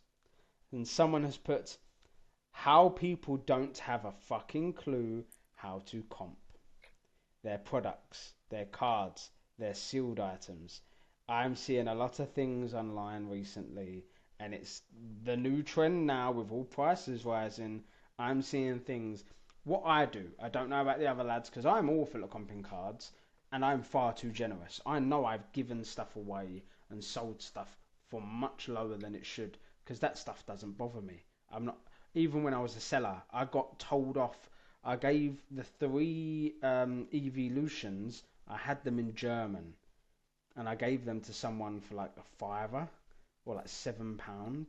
And one of my friends, as I was on stream, messaged me on WhatsApp saying, "What are you doing?" I was like, but they're not that worth it to me. And someone really collects German vintage on the stream. I wanted to help them out. And I was like, yeah, I don't mind. And he's like, "You're in it for the wrong reasons." I was like, am I though? For the financial minds, yes, I am. For the ones that actually love the hobby and wanted to cheer someone up and give them something they would actually hold dear in their collection, I think I still made a good decision. There are people that... So, like I said, I go on eBay. I always do lowest price first, so I can see it from low and scroll up, see what the prices go to, in price and postage. I will search buy it now instead of auction, so you're actually seeing what the buy it now price is. And because we live in England, I normally search UK only, so I can see what the UK price is. And that's what I go off. And if I'm seeing somewhere, I expect it to, whatever's there, maybe have £1, £2 on top. There are people that are like, yeah, this card that is £5 on eBay for a decent condition as well, by the way. Oh yeah, this is like a £12, £13 card. When there's a £20 card, yeah, this is about 35 card. Yeah. Sealed stock that they're selling. So like an ETB, not even the newest ones that are like 60 or 70 quid. Yeah, this is £120 ETB. People sort your fucking lives out. This is scalpy behaviour, whether you realise it or not. You are manipulating the community and you are putting higher price tags, which is making this situation in the hobby much, much worse. So bad that I had to burp that answer out. It's so stupid. Just do a little bit of homework. And again, if you're in this community for the right reasons, which a lot of people unfortunately aren't, give people a deal or don't add so much on top. People not being able to comp, you bloody idiots. For the ones that do it by accident, I'm not talking to you. Because most of the people I'm talking about, they know what they're doing. If you don't know how to comp, I'm not calling you out. If anything, reach out to one of us. We'll help you. We'll give you a couple of tips. Ed's really good at it. Ed's incredible at it. Speak to Ed. He'll help you. I get Ed to do all my comping. if I can't find something, or I'm struggling because there's like one for 27, one for 22, one for 12, one for 15, one for 39, one for 14, and now I'm doing a sing song. I'll ask Ed and be like, "Look, man, you're pretty good at these kind of things. Could you just find me an average out?" Because I don't want to come to somebody who's like, "Oh, I'll do cash and trade," or "Oh, I'll do trade," or "What would you take?" And then go, "Oh, I'll take £31 for this," and then them go, "Bruv, there's one on eBay for 19 quid." Because I just feel like a twat for £12. If I wanted to feel like a twat for £12, I go to work for an extra hour. Like, do you know what I mean? That's it. It's absolutely that. You're looking like a dickhead to a lot of people, and in this hobby, the way it's going now, there's probably people chatting shit, and it's similar to that. If you want to make a really good saving, maybe buy cards off me. The only caveat is I don't like selling cards in my collection. I can't let go, and I only sell doubles. But then I even do my own pricings on that. So I look at the eBay lowest sold, and I'm like, yeah, this card was £6 on eBay. Give me a £5, I'm happy. And postage, because postage. But yeah.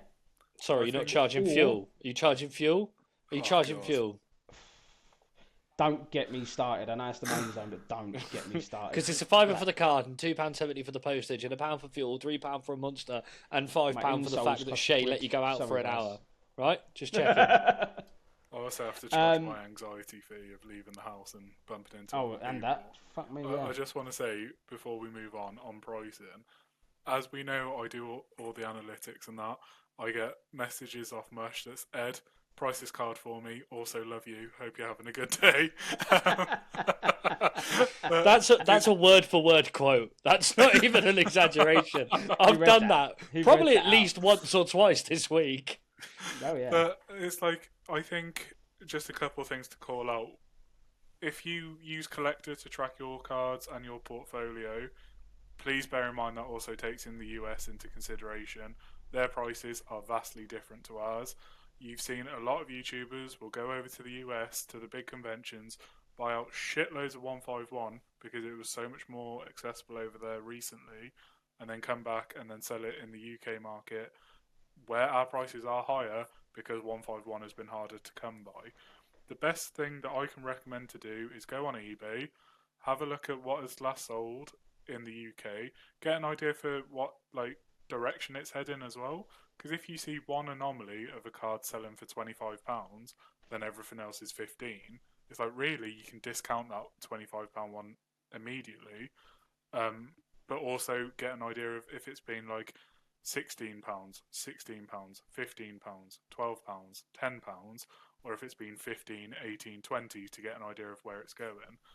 I barely ever charge people for cards if they're less than like a fiver, because it's like by the time I've gone, okay, so the card's like £5, and then postage will be £1.55 because it's a small letter, less than 100 grams. It costs £1.55 to ship.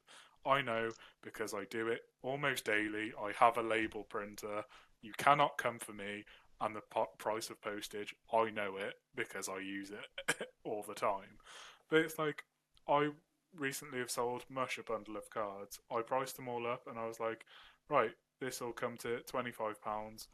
How's £15 all in? Because if I was in Pokemon to make money, I would have made a lot of money by now because I know data and I can predict trends and everything. But I do it because I like shiny monsters on cardboard. And I had cards that Mush wanted, and I was like, tell you what, have them for so much less because I'm not trying to make money out of this. I'm trying to enjoy collecting, and I'm not trying to lose money, but at the same time, if a friend of mine wants cards that I have that are just sat in a trade binder, he's having them at far less than what the market is. But I still go through the same process of eBay, last sold, what are the lowest buy it nows. Then I also go a step further because we know I love my data. I will look on Card Market, I will look on Vinted, and also even Facebook Marketplace occasionally just to see if there's anything that's like, well, if he could get it here in a bundle for less, I'm going to knock my prices down. If it's a card that's hard to come by, I might be a little firmer on my pricing, not to be a dick, but just because it's like, well, chances are you won't be able to get this card for this price because it doesn't come up for sale often. Like, we've had it the other way around. Mesha sold me a card that I hardly ever see, and he did me a deal on it, even like though he didn't have to because it's a card that's hard to come by. But it's just like, that's where the community aspect comes into it, and also the importance of checking last solds, because he could have easily been like, oh yeah, I think last time I looked at that card it was worth like 60 quid. And then it's like, no, you're doing yourself out of like another £60 because it's like £100+ card. It works both ways, but just take that extra bit of time to do the research. It takes minutes, if that. It can take seconds, but it just protects everyone involved and also prevents you from having that experience of, that bloke is trying to sell me a £20 card for £50. What a knobhead. Yeah. It is annoying. And both the lads brought up really good points, and I highly recommend buying and or selling to both of them because they're incredible people and I get a lot of cards off them. The next point for the Moan is Pokemon Center dropping releases at 4 p.m. when we are all working and we work 9 to 5s. It needs to be after UK working hours. I feel this to my core. And this is going to be the last moan for today because I've moaned a lot about Pokemon Center drops in the past. I've never highlighted the time, and reading that, I was annoyed at myself that I forgot to even moan about that because that pisses me off to no end. I finish between 6 and 7 o'clock.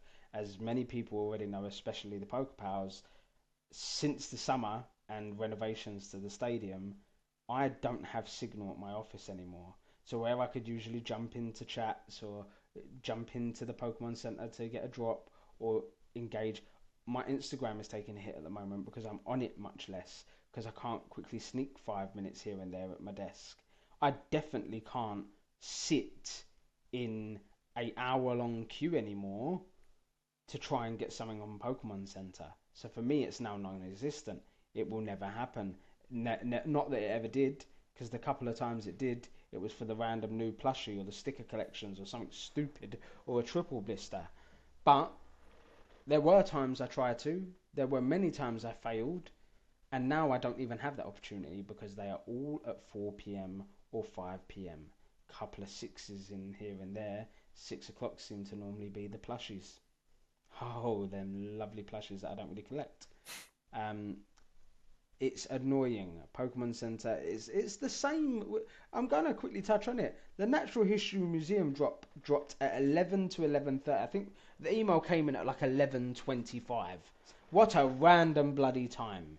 Pokemon, sort it out. Most of your people are adults that have jobs. The other ones, the market you should be catering for, are in school. And even at 4 p.m, they've just got home. They're just getting changed and they're probably having a snack on the sofa, telling their mum how their day is. And you're like, yeah, do you know what the day is like? A drop that you can't have access to because all the bots have got to it. Like this absolute twonk of a man that a load of us commented on their Insta the other day. Someone that thought it was smart to post on his Instagram about how him and his stonk dog crep check twats were all there on a computer and showing the bots that were like, this bot's got one, this, yeah, fuck you all. Disrespectfully. Because you're all piss takers. But Pokemon Center, you just need to do better. Drop at a decent time. Drop when we're not all in the throes of work. And I'm not saying for people like me that finish at 6 or 7 o'clock, you need to do it at 8 o'clock. 6 is actually, for someone that works till then, 6 is a reasonable time. But do it when people are available and people can actually have access to your site. Not that anyone actually has access to that site currently because of the bots. But I digress. And that will be it for the Moan today. So allow me to hand the Segway hat back to the king. Mush, take it away. Thank you ever so much, darling. It really frustrates me, especially, like I say, because I feel like I'm in this very niche part of this niche community where I'm never chasing a set. I'm never chasing a drop. I'm never chasing the next pre-order. I don't want an ETB. I'm not desperate to get hold of PC stuff because I only need one card for my master set, and one day I will hold that delicious Mewtwo. And until then, I'm going to needlessly and frivolously spunk my money on random singles that I can find anywhere I can find them. I have crippling ADHD, ladies and gentlemen. See, Don Sleep Chat just came out of me then. It's crippling, and I will just go on eBay and just frivolously spend £12 on Spiritomb Commons. I did that earlier because it makes me happy. It gives me that little sense of pride and joy. I feel very strongly that we should all just enjoy the hobby. We should just enjoy it, okay? Just wake up in the morning and go, Pokemon, what a bloody wonderful thing that is. Marvellous. Collecting cards. Isn't that just wonderful? A website. I don't give a shit about its existence. Because no matter what, we here, especially in the Europes and the UKs, we're non-important because the Americas and the Japans and the Koreas and the Chinas, they're the important ones. They get the drops when they early, and they get the drops in the English early as well. And then we get the scraps, we get the leftovers, we get whatever they don't want. We want the discarded pile. Thank you. I've become Stewie Griffin. I don't know why. Lewis and the Fat Man. It's very. That was actually quite spot on. I don't like it. Get it away. Brian. Genuinely, I feel like I'm lucky because I don't have to suffer. As I say, I don't have to suffer this PC nonsense. Whereas a lot of other people that do want to collect the newest sets, do want to master stuff, do want to get hold of ETBs and booster boxes, whether it be for sealed and vaulted, as Ed said so eloquently earlier, or just because they really enjoy ripping English. it's really rough to just sit there and watch everybody kind of suffer for it. So, as I say, I do feel strongly that we should just enjoy the hobby for whatever it is. Find your niche within a niche. It is a small box within a small box. There is something in there for everybody. And if not, just keep fighting on the PC and then moan about it on your Instagram story. Who am I to tell you what to do? But, nevertheless, feeling strongly. That's something that we should talk about because we have some analytics to go through now, and I feel quite strongly that Ed will do an absolutely splendiferous job of giving you the 5 most entertaining minutes of your life prior to you going to bed with your wife, as we stroll our way in to the strongest analytics with Ed.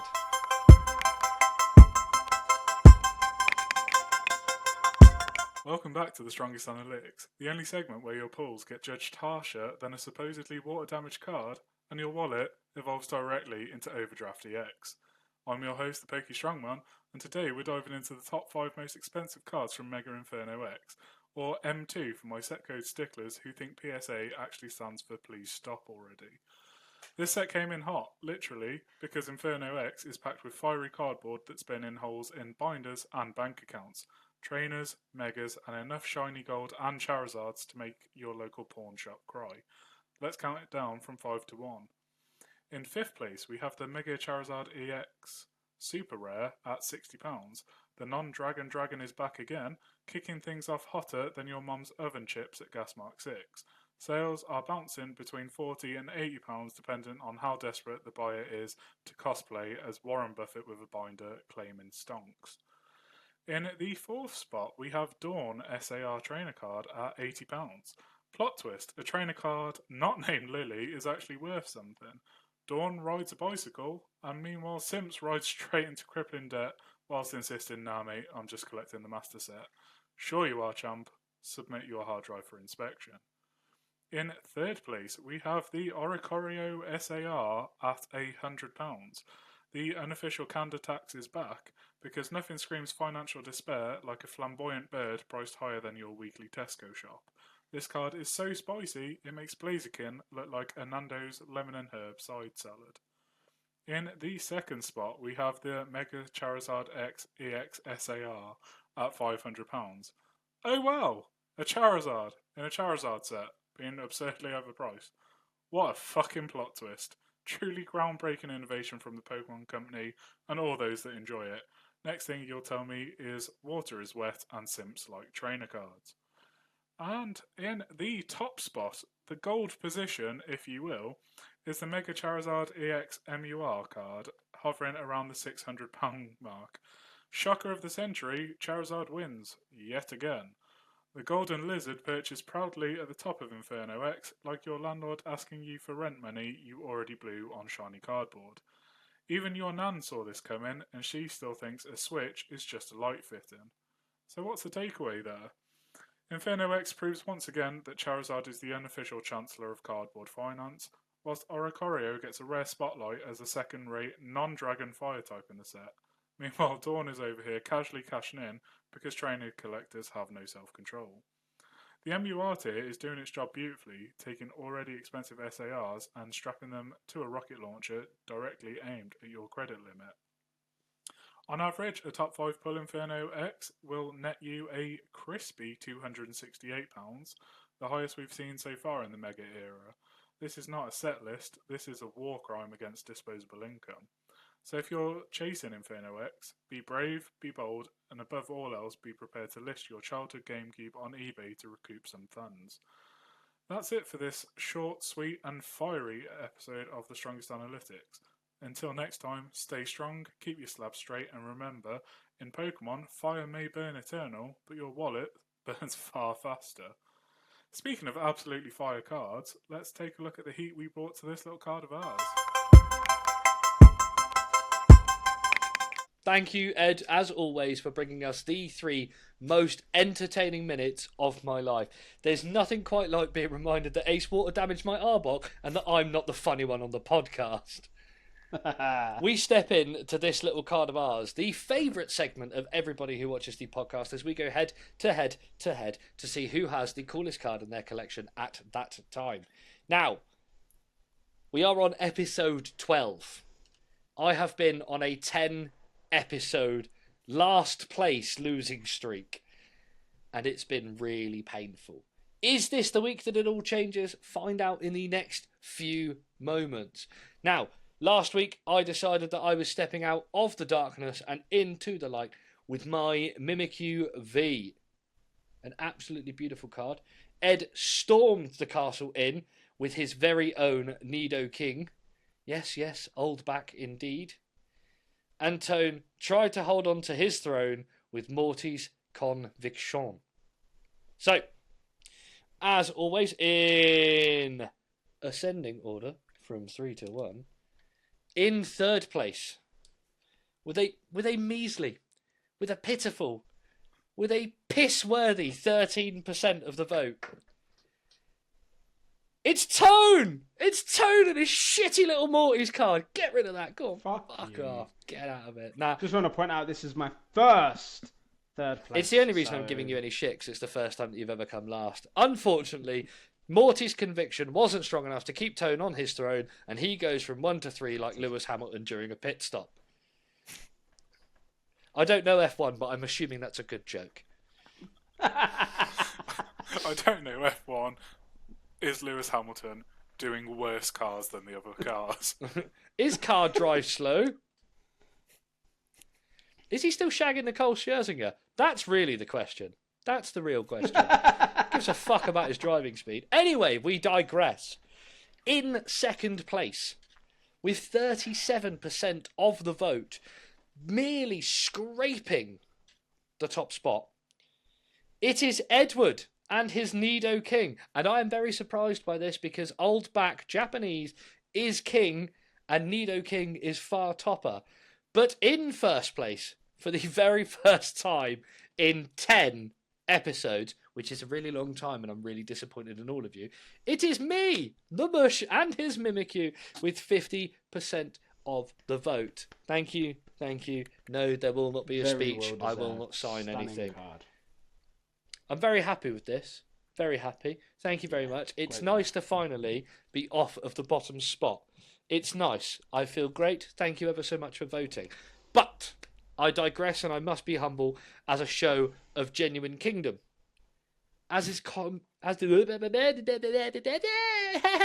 See, the fact that I've come first has got to me and now I don't know how to say words. As is customary with every little card of ours, once your card has been knocked away, you must bring a fresh combatant to the arena. So, Ed, Tone, you've got to bring 2 cards between the two of you to the arena to try and knock down my Mimikyu. Now, Tone, as you came last, I'm on the pedestal first, so who are you bringing to this week's little card of ours? Alright. I am going to go with a very card. I'm also shocked. How dare I get third? I am bringing a very special card to my heart. I am taking some dastardly tactics here and learning from you boys. And you may know where I'm going. I don't know. You guys know me. And I have gone for what everybody seems to be loving these days. And granted, one of them came second last week, but I have got an old back.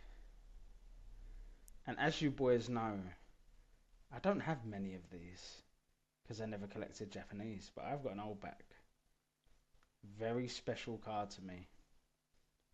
And I'm hoping the penny drops soon because we recently did a Japanese vintage collab and I didn't think I had anything that I could bring. And then I found this in my binder and it is special and it is dear and I love it. I am bringing base set Blastoise. I knew what it was as soon as you showed me the back. Yeah. Absolutely stunning. It's all its glory. Beautiful. Because my gosh. Japanese base set Blastoise in pretty decent nick compared to all my other childhood cards and all my vintage. Let me have a quick look. To be fair, it does look fake. You should send it to me for inspection. Yes, I should. Good. But it will be staying with me. Fair enough. I admire you. Nice, very good. I would just like to point out that when I bought the Japanese Classic Collection base set Blastoise out, it finished third. And I bought a Japanese old back to the last episode and it came second. So hopefully that trend continues and Tone doesn't win again. Now, We'll see. the card that I'm bringing to the table is incredibly topical for the time of year, and it was also one that I was alluding to and being deliberately vague in a previous segment. Mush knows what this card is now from that alone, and he knows that it is a spicy, spicy meatball. Now, as we are entering the fall time of year, Halloween is around the corner. It gets a little spooky. The rise of ghosts and, these legendary mythical beings appear. I am bringing from Generation 4 all the way from, I believe it is Dragons Exalted or Dragon Frontiers. I get confused by the sheer majesty of these cards. I am bringing the Giratina EX full art, textured to the bollocks. Look at that. That is the money shot right there. This beautiful, incredible, altered form Giratina EX full art in all its majesty. Look at the texture. You could grate cheese on this bad boy. I got this from a dear friend of mine and host of a Podcast of the Year nominee podcast. So it has the sentimental feeling, it has the sheer beauty that Giratina is as a legendary Pokemon. It has texture that can only be described as, oh well, fair play. This card should sit atop the throne. It is topical, it is timeless, it is beautiful, it is the Giratina. It is fake.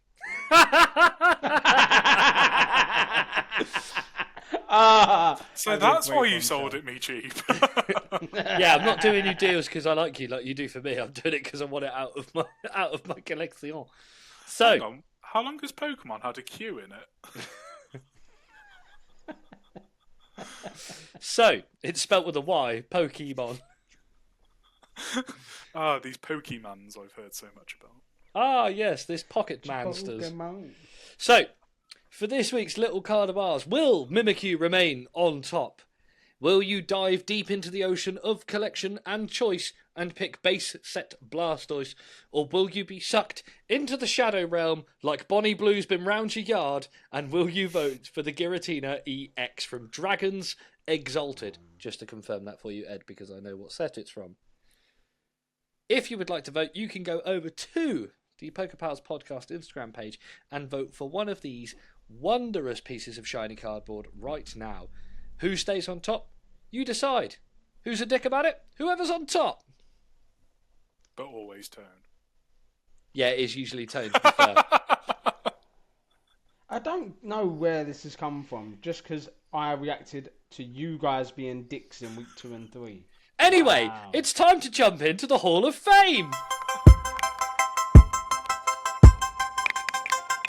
Welcome back to the most illustrious Hall of Fame ceremony since you beat Pokemon Emerald at 2 a.m. under a Game Boy Light. We here at the PokéPals Podcast opened up our Hall of Fame to the public last week, and you all gave us some wonderful suggestions. Then myself, Ed and Tone picked our favourite of those suggestions and we put them up against each other. We have a winner, a very first entry into the PokéPals Hall of Fame. Now, before I announce the first winner of the Hall of Fame, I will let you guys know now that whether you are watching this on YouTube or catching up on an Instagram reel, voting will now be specifically and exclusively to our Patreon subscribers. So if you do want to get yourselves involved and want to be able to vote for what goes in to our very illustrious, very lucrative, very sexy Hall of Fame, you will only be able to do so by going to patreon.com/PokéPals Podcast for less than a booster pack a month. That's better than a crack habit. Just saying. So, going into our Hall of Fame, we each picked our very own favourite thing from the suggestions that you guys gave to us. Tone went in with the PokéPals London Card Show meetup, which was very wholesome, very lovely, and it didn't win because it came in last place with 19%. So it goes to show that the people that do watch our podcast don't give a shit about the wholesome community vibes. Thank you ever so much. In second place, picking the Pokemon Stadium minigames, it was Ed. So Run Rattata Run has run its way to a second place finish. 26% of the vote. It barely got through Lickitung Sushi minigame. Can never remember what it's called. What's it called? It's like Lickitung Roulette, isn't it? Or Sushi Roulette. I think so, yeah. Yeah. Either way, it's creepy and it gives me nightmares. All I know is Clefairy says, you didn't give me enough of the vote. And in first place, and I think that something all Pokemon game players can agree on, it is the feeling of beating Whitney! Great feeling. That's right, with 56% of the vote, the feeling of beating Whitney is our very first entry into the Hall of Fame. Nobody will have seen that because I'd have flashed up the Hall of Fame thing, so we were just standing here looking weird. Edge and Christian, 3-second pose. Marvellous. So yes, the feeling of beating Whitney, whether you were playing gold, silver or crystal, and you finally got past her 6-titted Miltank using headbutt flinch stretch, you made it, and it is a wonderful, wonderful feeling. Now, for our first entry into the Hall of Fame, we did open up these suggestions to go into the Hall of Fame to you guys. But going forward, we as a podcast will be putting in our own ideas. So, as I won, I'm going last, because I demand that privilege. So just to switch things up, we're going to go bottom to top. So Tone, what would you like to try and put into the Hall of Fame this week? Okay. Keeping it topical with my choices this week, I'm going for something that is obviously close to my heart. A moment that still brings me a lot of joy. We're going to go to anime this time. And I'm going to pick out a moment in the anime that, again, still lights my eyes up with tears when I see it, with happy tears. There's a lot of choices I could do, but the moment specifically is when there's a very special Pokemon to my heart. I'll pick any one of them that's in front of me. When this boy saves the day with his glasses on, running through, putting out the fires with his Squirtle squad, and you think he's just going to be left behind, and that moment where he follows after Ash, and the moment where Ash and Squirtle connect at the end of the episode, and he cries them happy tears, and Squirtle joins his squad. Joins Ash's squad. I'm talking about the moment where where Squirtle joins Ash's team. He leaves the Squirtle squad behind and joins Ash on his journey. That is the moment I want to put in the Hall of Fame. Now, my entry is something that is near and dear to all of our hearts. I've been banging on about it in the podcast group chat basically since we announced the Hall of Fame, even before we opened it up to everyone on Instagram to submit their entries. I was like, this is going in the Hall of Fame, whether you guys like it or not. So, I have gone for the most refreshing, reinvigorating, the most crisp moment of the podcast. I am nominating Mush's Segway hat, ladies and gentlemen. The man that brings it all together, the glue that holds all the pieces of this beautiful mosaic that is the PokéPals podcast. It is Mush's Segway hat, getting us from A to B, from Z to A on the Switch 2. It is Mush's Segway hat that is going in the Hall of Fame for the white monster that it is. It is Mush's Segway hat. I can't wait that if my Segway hat wins, I'm going to have to edit a hat on my fat head and put it on the Hall of Fame. I hope you go for a boogie hat as well. It's going to be like some absolutely bejazzled cowboy hat. I'm going to look like the sexiest old Greg you've ever seen. The rhinestone cowboy himself. What you doing in my podcast, boy? Make a segment. Pick a segment. What's your favourite? I call this one Pokemon. I call this one Pokemon, as close as you can get. It's some great choices, and I've really struggled to pick something to put in because I feel like Pokemon is so vast and there's so much of it that goes on so regularly that it's hard to go, oh, I'm going to nail this bit from the anime or this bit from the games or this card or this. So I'm putting in White Monster. No, I'm joking. I'm not putting in White Monster. We'll save the tomfoolery and shithousery for later on in the year. I've been looking back a lot at sort of mid-era and vintage recently, especially with the influx of all the modern stuff that you just basically can't get hold of. And it's been really disappointing. But I have managed to pick up some really nice vintage cards.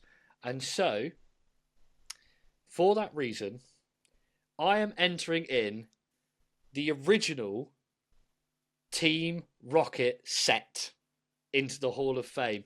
I've really enjoyed picking up some of the lesser known hits, and I recently picked up the Rockets Moltres in Japanese, and it reminded me how much I truly enjoy the Team Rocket set. I recently picked up Dark Machamp and a second Dark Arbok because you can never have too much Sneck. So for me, I'm putting in the Team Rocket set all the way from, I believe, 99. Either way, it's older than most people's socks that watch this podcast. So I'm putting in the Team Rocket set. So you, if you want to, can go over to the patreon.com/PokéPals Podcast. You can vote for the Team Rocket set. You can vote for my Segway hat. And you can vote for the moment that Dear Squirtle left his squad and joined Ash. I'm going to catch them. Oh, I've caught them. Now I'm the champion. Yes, the champion I am. Ketchum's team. Who wins? You decide. Who's not going to be a dick about it because this is the Hall of Fame and we all win? That's up to you. If my Segway hat doesn't win, though, I'm cancelling this. It's done. It's over. It bloody better not. It'll be a really weird moment as well, though, because you will have the joy of it being your Segway hat, but I'll have the lost. joy of it being my nomination, and I will cut a promo, even in the Hall of Fame. I am not above being a shithouse at a moment's notice. I will be a shithouse because I've picked one of my favourite things. Mush has picked one of my favourite things, and as much as I love your Segway hat, Mush, yeah, give a there's fuck. no way it beats the Rocket set or Squirtle. I love you, Ed. I love you, Mush. I'm against it. The Rocket set or Squirtle, both of them are. As soon as you said the fucking Team Rocket set, I had to stop myself from going, you dirty bastard. Literally, I had to remember this is a positive segment. No. I was like, you've won. I want to vote for you. They pass the ball between them. They score from 30 yards. They piss in their goalkeeper's mouth. Hang on. I'm going to go full come dine with me. I hope you're happy. You won. I hope you enjoy the Hall of Fame segment and use the winnings to get yourself some lessons in grace and decorum, because you have as much grace and decorum as a reversing dump truck without any wheels on it. Enjoy the money and get off my property. You spoiled this segment completely, so you can get the win. I just want to quote a famous internet video. You have fuck all authority here, Jackie Weaver. I think you'll find it is I, the Segway champion of 2026 and 2025, and going into every year to follow, that will be owning this moment. No. Let's just all have fun. The Hall of Fame is a nice, fun way for us to connect with the community. We save the shithousery for Little Card of Ours. So, and it's fine because the Patreon's going to vote for me anyway. So yeah, everyone's going to vote for Tony because they'll feel sorry for him because of the absolute shit showing that he got in this week's Little Card of Ours. He's got no conviction. Morty's a shit gym leader. Both mine and Mush's wives are on the Patreon, I believe. So that's... I don't think mine is. I hope not. She's better not be spending my money on my own Patreon. I literally told my wife to not spend our money on this. And I told my wife, get on the Patreon, please. I need the numbers. To be fair, I did actually text both my parents, but, you know, they've been elusive my whole life. Why change that now? And on Next- that bombshell, it's time to end. Next Hall of Fame, I am putting Bush's parents in. They won't turn up to claim the You trophy. put the mum in, I'll put the dad. You put nothing in my mother, thank you, Tony. Like It's a the father bloody son decorum, sports young ring. man. Unbelievable behaviour. And on that bombshell, in our like son. Clarkson said, it is indeed time to end. Episode 12 is wrapped up in a nice little bow and delivered by a Talo doing airmail. Thank you ever so much for joining us once again here on the PokéPals Pokemon Podcast. If you do want to vote for the little card of ours, you can go over to our Instagram page at PokéPals_podcast. If you want to join in with the Hall of Fame, you can sub to the Patreon for £3 a month at patreon.com/PokéPals Podcast. And then, once you've done all that, go and find Pokemush, Tone TCG, and the.poke.strongman at Instagram, and go and follow all three of us. We post really nice pictures of shiny cardboard, and sometimes we do other shit too. Have yourselves a bloody wonderful time, and don't forget my Segway hat. The recording is almost over, as is my will to carry.